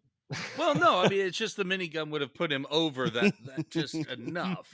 So he had to... Carl Weathers looking around for Mac, and Mac whispers over for him and sneaks up behind Carl Weathers and grabs him by the mouth and pulls him into some bushes. There is some good suspense here, though, because... Yes, very good. Very good. Because you hear Mac's voice that the Predator recorded earlier, and you hear him saying, over here. Ah. And it's repeated, and so you think the Predator might be mimicking Mac to get Carl Weathers. But then the reveal is it is actually Mac, and he puts a hand over his mouth. That's true. No, that it was good suspense. But Mac has a clear line of sight of the Predator. The Predator is just chilling in the trees and kind of see his cloaked, warped form in the trees. And so Carl Weathers is going to go around. He's going to flush him out and have him go towards Mac. Mac says, I got a score to settle. And Carl Weathers says, we've both got scores to settle. And what did he mean by that? I didn't what score does Carl Weathers? He lost his team in the chopper. Ah, that is true. So vague, though. It just didn't feel earned. So Mac is crawling under some brush to get closer to the Predator, and the trademark 3-dot lasers shines on his arm. And instead of doing the right thing and trying to get the fuck away from it, he decides to stick his head right in front of the laser dots and gets his head blown off. Yeah. And there's a continuity error coming up. When Carl Weathers spots him, he's clearly got a very intact face. Yes. Oh, that is true. Yeah. Despite what's about to happen to Carl Weathers. So now we're back to the other ones who are fleeing, and Dutch tells Anna to not pick up a gun. He hasn't, because the predator hasn't killed him yet, because it's not sportsmanlike to shoot someone without a gun. And that's when Anna's like, "Oh, cool. I'm gonna leave you guys because I'll probably have a better chance of survival not being around you." No, that doesn't happen. She hangs around with them. Yeah, my note is it didn't kill you because you weren't armed. No sport. Okay, so drop all your fucking weapons and run to the rendezvous. Or that. Either or. But yeah, none of this changes their behavior.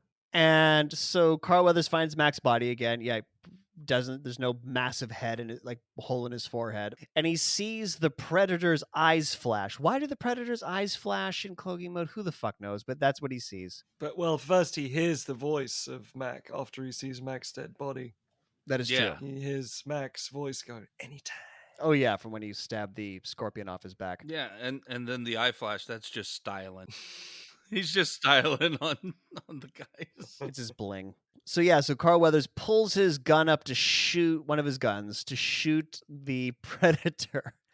The predator's shoulder laser blows his arm off, and the arm falls to the ground while still shooting the gun. It was kind of cool. I have firing your gun and going without actually holding the gun. Yep. And so because again, he's got two submachine guns. He tries to bring the other one up to shoot the predator, but the predator comes and stabs him with his wrist blades. And I will point out that the slow-mo doesn't quite sync on this, because it starts with Carl Weathers slow-mo bringing the gun around, and the Predator slow-mo sprinting, but then the Predator, because he's a massive drama queen, walks the final 20 or so paces, in which Carl Weathers could have shot him at point-blank range. Again, he's just styling on him. So the other survivors are now crossing a fallen tree to the other side of a river. And Billy just decides he's going to make a fucking last stand for reasons. Yeah. Yeah. I think the idea is that he's tired of being scared. But it does sort of prove that even if you throw away your gun, you're still going to get killed by the Predator. Well, he's still armed. Yeah, he's still armed because he throws away his... With a knife. Yeah, he throws away his gun. Yes. Which is dumb. He takes off his vest because, again, losing clothes. And then he takes out his fucking machete. So he's going to take on the Predator with just a machete. He cuts himself. He cuts his six-pack. Or I thought he cut his chest. Well, he cuts himself. Yeah, he cuts himself. Yeah, he cut his chest. The other survivors don't even say goodbye. They're just like, "Hey, Billy, what are you doing?" And then Billy, like, doing his crazy shit. And they're like, "Well, I guess he's doing crazy shit. Let's run." That's... Yeah, as I have Billy loses all fucks. I got this shit, just me and my mouth. Yeah. Billy, don't be a hero. Billy doesn't say anything to them about what he's doing, and they don't really care. They just keep running into the jungle. And so you hear Billy's death scream, and they kind of turn around because they think the Predator's coming, and then boom, Predator shoots Pancho with his shoulder laser. Anna tries to grab Pancho's gun. Arnie like kicks it out because he doesn't want her to get killed. Yeah, this here didn't make sense to me. For starters, the Predator's shooting a good skull. There's one thing we know about the Predator. He likes a good intact skull. He shoots that thing. He's ruining one of his trophies. Well, he's going to ruin his second trophy of the day. And again, Arnie should have died here because the Yes. Predator should have just shot both of them. Like, he had the drop on them. He was up in a tree again. Or he should have at least lost his arm. At least lost his arm. But, well, we're almost there. So, yeah. Oh, yeah. So he shoots Arnie because Arnie tries to shoot him. Shoots him in the arm with a laser. And you're like, oh, well, he's going to lose his arm. No, because Arnie's got magic guns. Figurative guns, his arms. Like, apparently his arms are laser resistant, so he doesn't lose his arms. He gets knocked over. In all fairness, nowhere near as magical as Hasselhoff in Baywatch. Few things can be. And we get another classic Arnie line here. Get to the chopper! Arnie runs through the forest to draw the Predator away so Anna can get to the chopper. I would like to point something out here, though. Why would the chopper pick her up?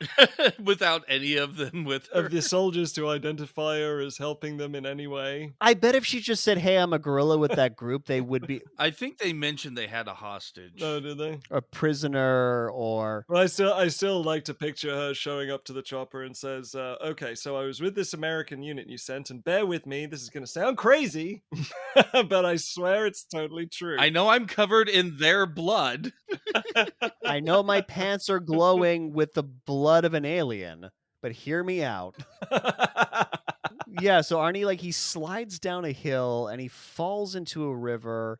And I don't know whether you guys are noticed this, but holy shit, the shot of him falling into the river is so bad. Yes. Well, that's not quite what I noticed. I have that Arnie gets saved by a hidden slope, but then when the camera POV of sliding down the hill, when it comes out, there's a large area of rocky ground before you get to any water. That he would have fallen on. Yeah. That will there's that.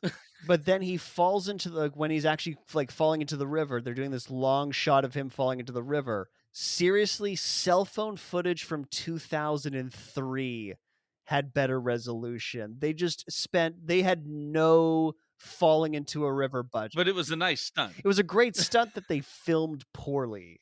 Yes. They filmed this stunt very poorly. If this stuntman had died doing this stunt, it would have been a major tragedy because they didn't even get any good footage. And a person would have died, but, priorities. Well, that's why they didn't do it over the rocks. Arnie gets washed down the river over a waterfall, and he eventually swims ashore onto a muddy riverbank, and he gets nice. Again, the 80s was so homoerotic, dude. God damn. Just jacked dudes getting slathered in mud. Fucking hell. Okay, I've got a note you'll really appreciate. Okay. So he seemingly has gotten away. It seems to be safe. Even the river's calm. And this is where Hobie appears and starts singing Clementine.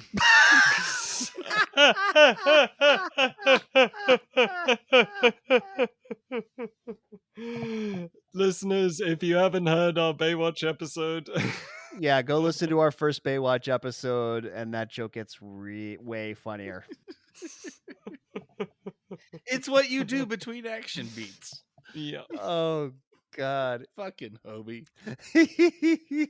Right, but Arnie has not gotten rid of the predator because the predator dived into the river too, and it is now swimming to shore. And there's just his hair is coming out of the water at one point. It like Jaws is fin, but just this, I don't know, alien dreadlocks. I honestly think the design of the Predator is pretty badass. It's a great alien design, and Stan Winston did a fantastic job. So he gets out of the water near Arnie. His cloaking device short circuits, so we're starting to get better views of the predator. And Arnie, he's smothered in mud. He's hiding under these root vine things next to a cliff.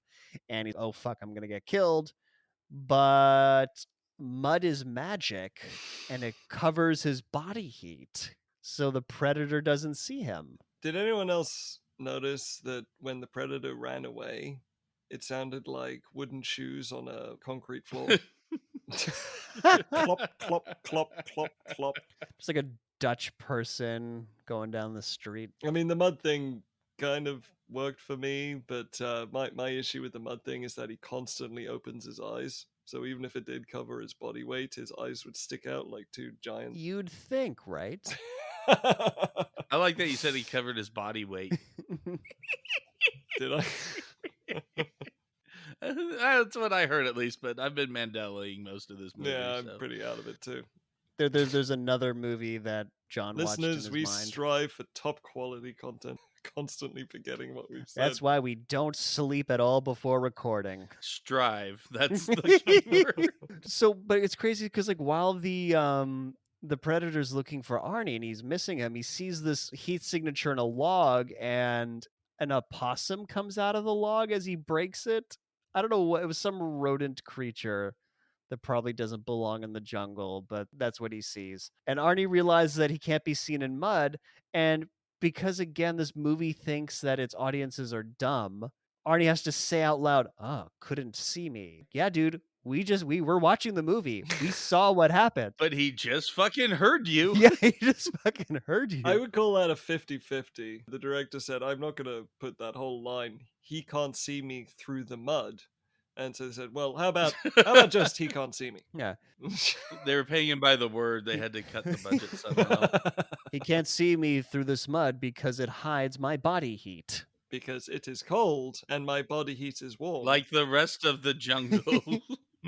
Arnie explores his immediate surroundings and he finds a ravine and he decides he's going to build a trap here. You know, again, because you know how the predator hunts in trees? Let's make another fucking ground trap. Let's just, it's got to work at some point, right? And why Arnie doesn't just run to the chopper at this point, I have no idea. Yeah.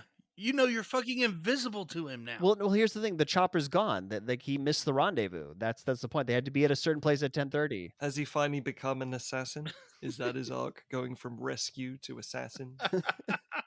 So he starts building a trap. We get another building a trap in the jungle montage with Arnold just slathered in mud, pulling up a log that's going to be the counterweight to this. He somehow learns archery in like an hour, a skill that takes generally months and months to learn. This is the really baffling part. One, he's losing his mud throughout this montage. Yeah, he has various degrees of mud. Two, he's building these traps next to a fire. I know! The most thermally obvious fucking thing. The most obvious thing that's going to bring it in. And meanwhile, the predator is skinning his trophies, all of his unit. Yes, now is when he pulls out a skull. Okay, yeah, and I do have the notes now. Predator caresses skulls, and that's where Arnie starts putting his mud war paint on. Roughly at the same time, yeah, he pulls out the spine, like Billy's spine and skull, and then he sprays a fire extinguisher over it. Okay, so yeah, he rips the skull out and he sprays preservative on it.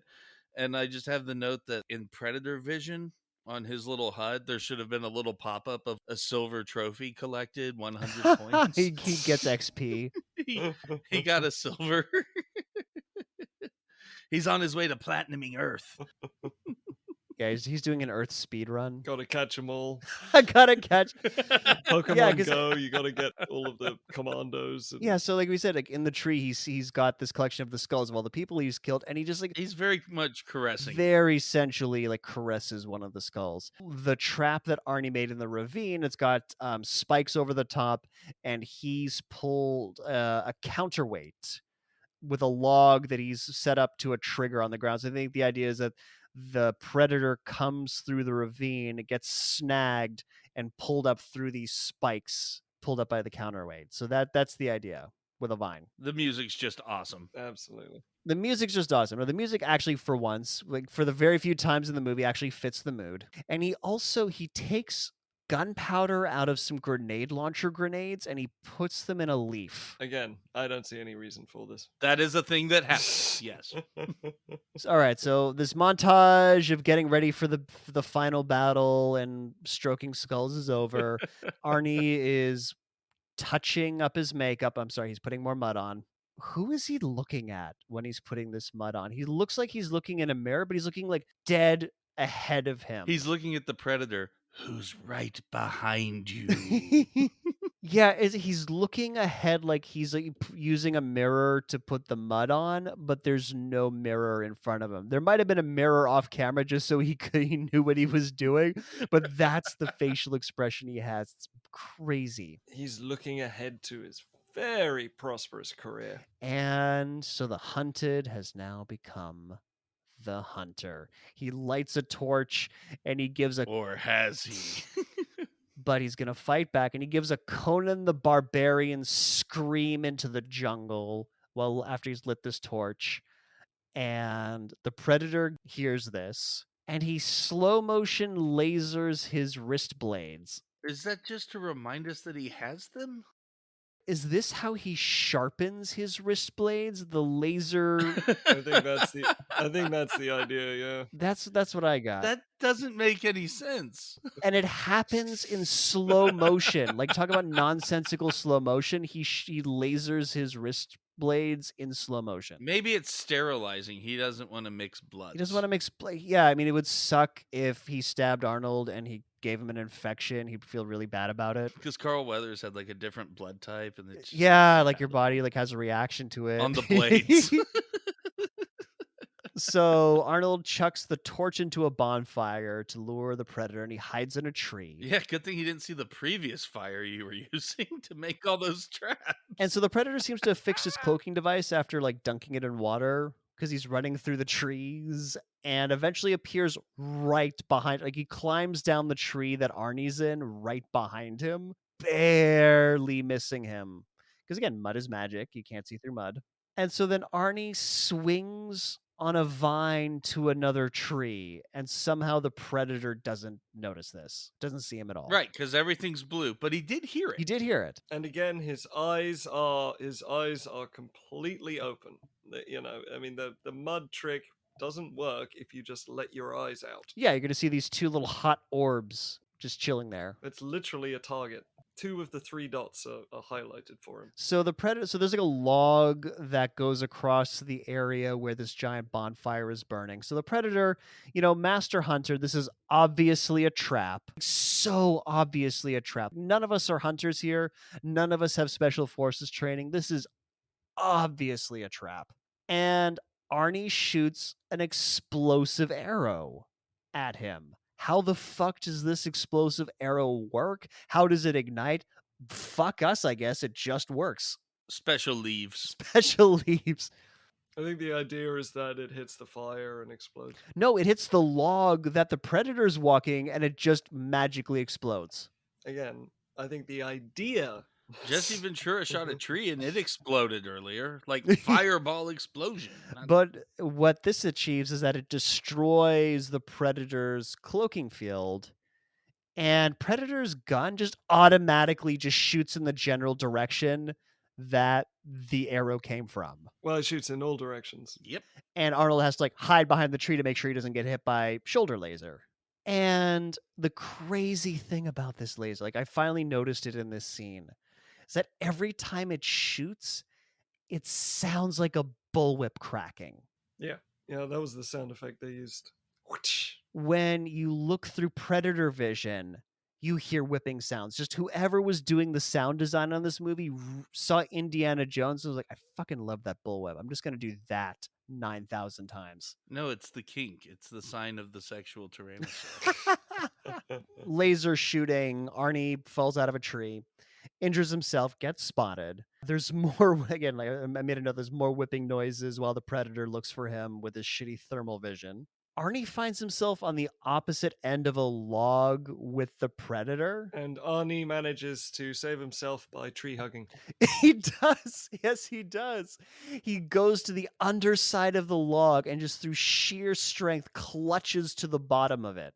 And there's kind of a nice tense moment as the... I'll say, which was pretty awesome. Really. Yeah, no, this was a great moment. Nice suspenseful moment. Very suspenseful moment as the... I'll say, you described it kind of shittily. That's what we're here for. As he's clutching to the bottom of it, the Predator walks over. So it's like, oh, fuck, is he going to notice him? Yeah. So yeah, like I said, credit where credit's due. This was a great moment of tension. Once the Predator goes off, Arnie gets off the log, has a secret stash of spears. Yeah, I'm going to say that if you show the archery practice during the montage, you have to show the spear practice too.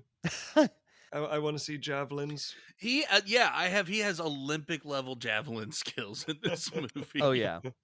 And so he chucks a rock as a distraction for the Predator, and the Predator's really shitty targeting computer, like you get to see it through his helmet, and it's like the dial-up internet of targeting computers. It takes 12 seconds to lock onto this fucking rock and it shoots it. So it's kind of like he's got this auto... In all fairness, there hadn't been dial-up internet yet when this movie had been released.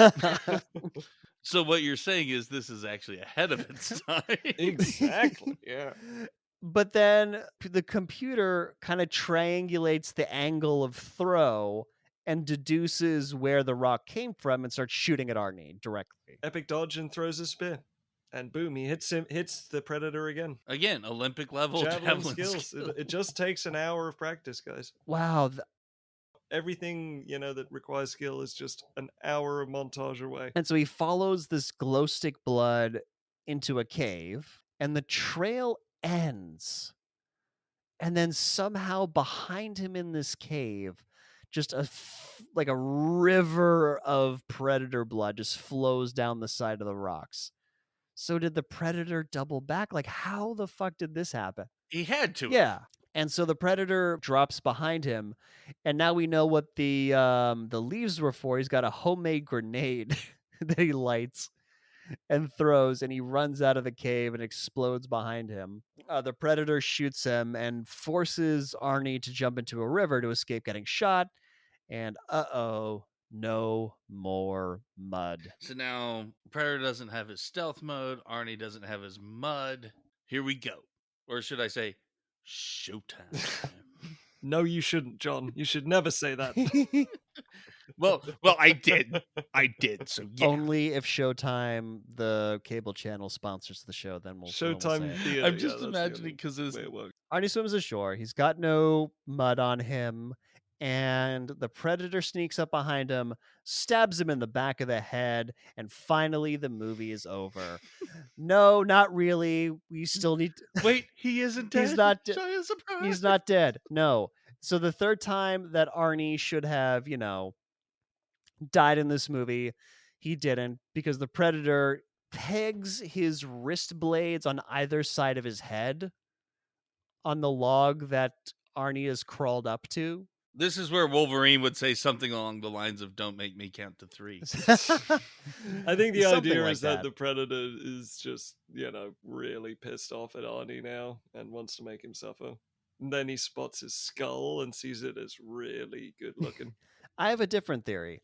I think, because again, there's no reason, like, he should have killed Arnie many times over. I think he respects Arnie as an opponent, and he wants to give him a fair shot. Because what he does is he grabs him by the neck, he pins him to the side of something, a tree, I think. We finally get a really good look at the predator, face to face, drops him, gives dramatic space between him. He walks away just so he can turn around and take his face mask off dramatically.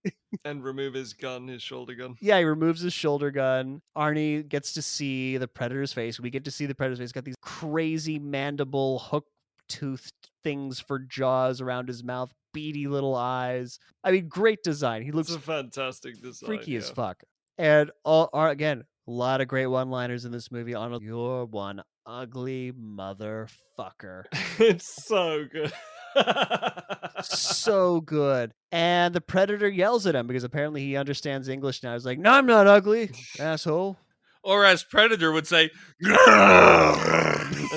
As a side note, Arnie's line, "one ugly motherfucker," is generally what's said to me on every first date I've ever had. Kamikaze by words. I can attest. I was the guy speaking for the earpiece so that he would know it. Oh, we should do that in real life. The guy over at the other table talking into his wrist. Telling the waiter, "No, just come back later. I'm in the middle of something." Which is what Jules says to his date, and then, it all goes downhill from there. But now we get to see the predator's actual vision. He's not looking through his helmet now. Now It sucks. he just sees red. Everything is red. Seriously, how the fuck is this guy a hunter? How does he perceive the world? It's like the original Nintendo VR. That's what I had too. Natural vision is red black worse than virtual boy. Yeah, worse than the Virtual Boy.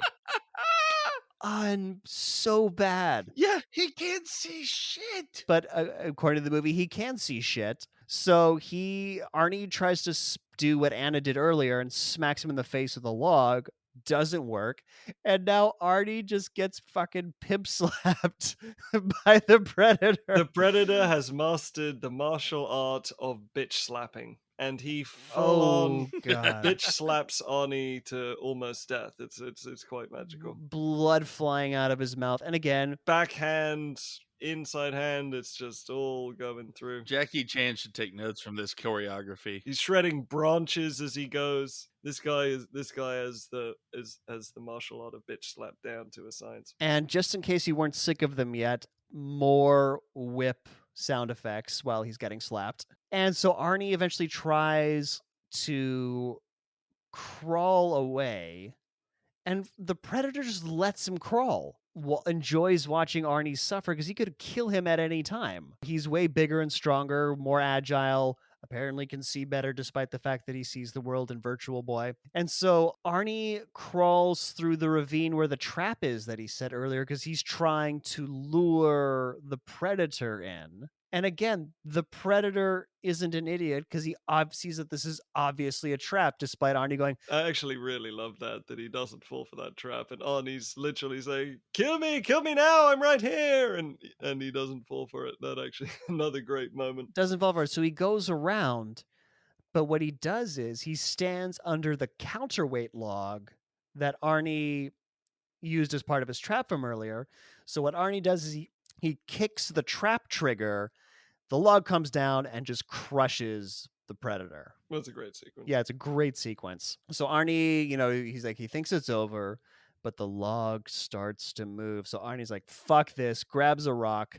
It's about to crush the predator's head in, but he sees the predator's dying. He's covered in highlighter liquid. Another positive thing I'd like to mention for this movie is it doesn't have the horror cliche of the monster gets back up and turns out is still alive and perfectly healthy, which is another one it avoids.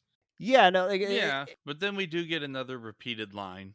What the hell are you? what the hell are you? Yes. Arnie throws the rock away. He's not going to crush he's, the thing's obviously dying. So he's going to be a dick and not just put it out of its misery? I mean, hopefully none of us have ever had to make this choice in our lives, but I feel like the morality is a little iffy in the moment. Unless, John, you've had to kill someone to put them out of their misery before. Just human hunting aliens. Ah. Okay, so you know what you're talking about here. Fairly regularly. It's kind of disturbing. This is why you live all the way in the Inland Empire. You're trying to get us not killed. It's to keep you safe. There we That's go. why. I've seen John's office. I wouldn't be surprised if half of them were aliens. They're called immigrants, Jules. Jesus. So racist. So the predator opens his wrist control thing, his wrist panel, and he pushes it and he sets off an obvious self-destruct sequence and starts to laugh. He mimics Billy's laugh. It's so great. But he sounds like Vincent Price laughing in the Thriller music video. It is just that level of laughter. Well, it's again, he just learned. Yeah. I know. Yes, he literally learned yesterday how to laugh. I mean, for a creature that just learned yesterday and is dying, not bad. Solid bad. 6 out of 10 in terms of laughter. Vincent Price maniacal laugh. Maniacal laugh. Maniacal laugh. No, those are the directions. You don't read them out loud. You don't say long pause. So Arnie runs away because he's clearly picked up on what's going on. And he gets hundreds of feet away. And this is the craziest self-destruct sequence because the trees are crackling with electricity. There's an energy ball suspended in the air. Sci-fi explosion. Sci-fi explosion. Arnie gets knocked over. And now we're in the chopper. And it's picked up Anna. And the general's there. And we get more of the mournful music, trumpet music. And they see a mushroom cloud. And instead of, oh, fuck, we need to get out of here, that's probably an atomic blast. Nope, we're just going to keep looking. We're going to go investigate that mushroom cloud. In the middle of this blown out jungle, this explosion has leveled 200 square feet of jungle. And in the middle of it is a very ashy Arnold Schwarzenegger, just covered in ash. He needs some moisturizer. That boy ashy. Oof, he needs Jergens I need a glass of whiskey. The point is the dude needs a shower. He needs a shower. He needs a lot of things. A shit shave and a shower. Probably a hug after everything he's seen. So Arnie stares out the window, covered in ash, blood, and whatever. And the music again turns to not quite taps. Yeah, this is... Did we just watch a war movie? What the fuck? And then immediately turns to the right after, and that's how we watch the helicopter fly away to action movie music after listening to Not Quite Taps. It's just blew my fucking mind. This movie did not know what tone it was going for. But it's not over. You think the movie's over, but it's not over because it's going to do the 80s, 90s, like late 80s, early 90s movie thing where they show shots of the cast so you know what their actual names are. And so every single character turns to camera and either smiles or laughs. This is done so lovingly that it almost gives the impression that they actually died and this is their cheesy like in memoriam That's service. exactly what it feels like. Exactly what it feels like. So yeah, everybody, I mean, Anna didn't die, so she also gets her moment where she gets to look into camera and smiles. But then we get to Arnie, who has to be fucking different. He doesn't look into camera and smiles. He looks off camera and looks very worried about something. Think he just refused to do it, and that was one of the outtakes. Yeah. He's like, no, I'm not going to smile and take my job very seriously. Well, I wouldn't smile if I was from Austria either. Aren't they supposed to be more lighthearted than Germans? What? No, I'm just kidding around. Although Arnold Schwarzenegger, this may be apocryphal, but I'm pretty sure he said it, is that it's very depressing in Austria because you hear 20-year-olds talking about their pensions. But that might be apocryphal. If you're from Austria, I love you. I've visited Austria many times. It's a beautiful Yeah, country. I've always viewed Austria as just Germany's Canada. That's just kind of the impression I got. All right, and that was Predator. And before we go, as always, we millennials know that every movie and TV show has a moral that we are supposed to learn. And Jules, what'd you learn today? Well, I learned that masculinity isn't about the size of your cigar or the caliber of your machine gun. It's about rolling in the mud and getting your hands dirty. Amen, brother. And John, what did you learn? I learned that the black guy can still die first, even if he's white.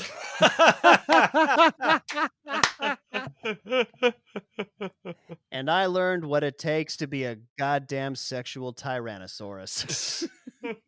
Oh God, that's actually my favorite part of this podcast. Oh, the black guy can die first, even if he's not black.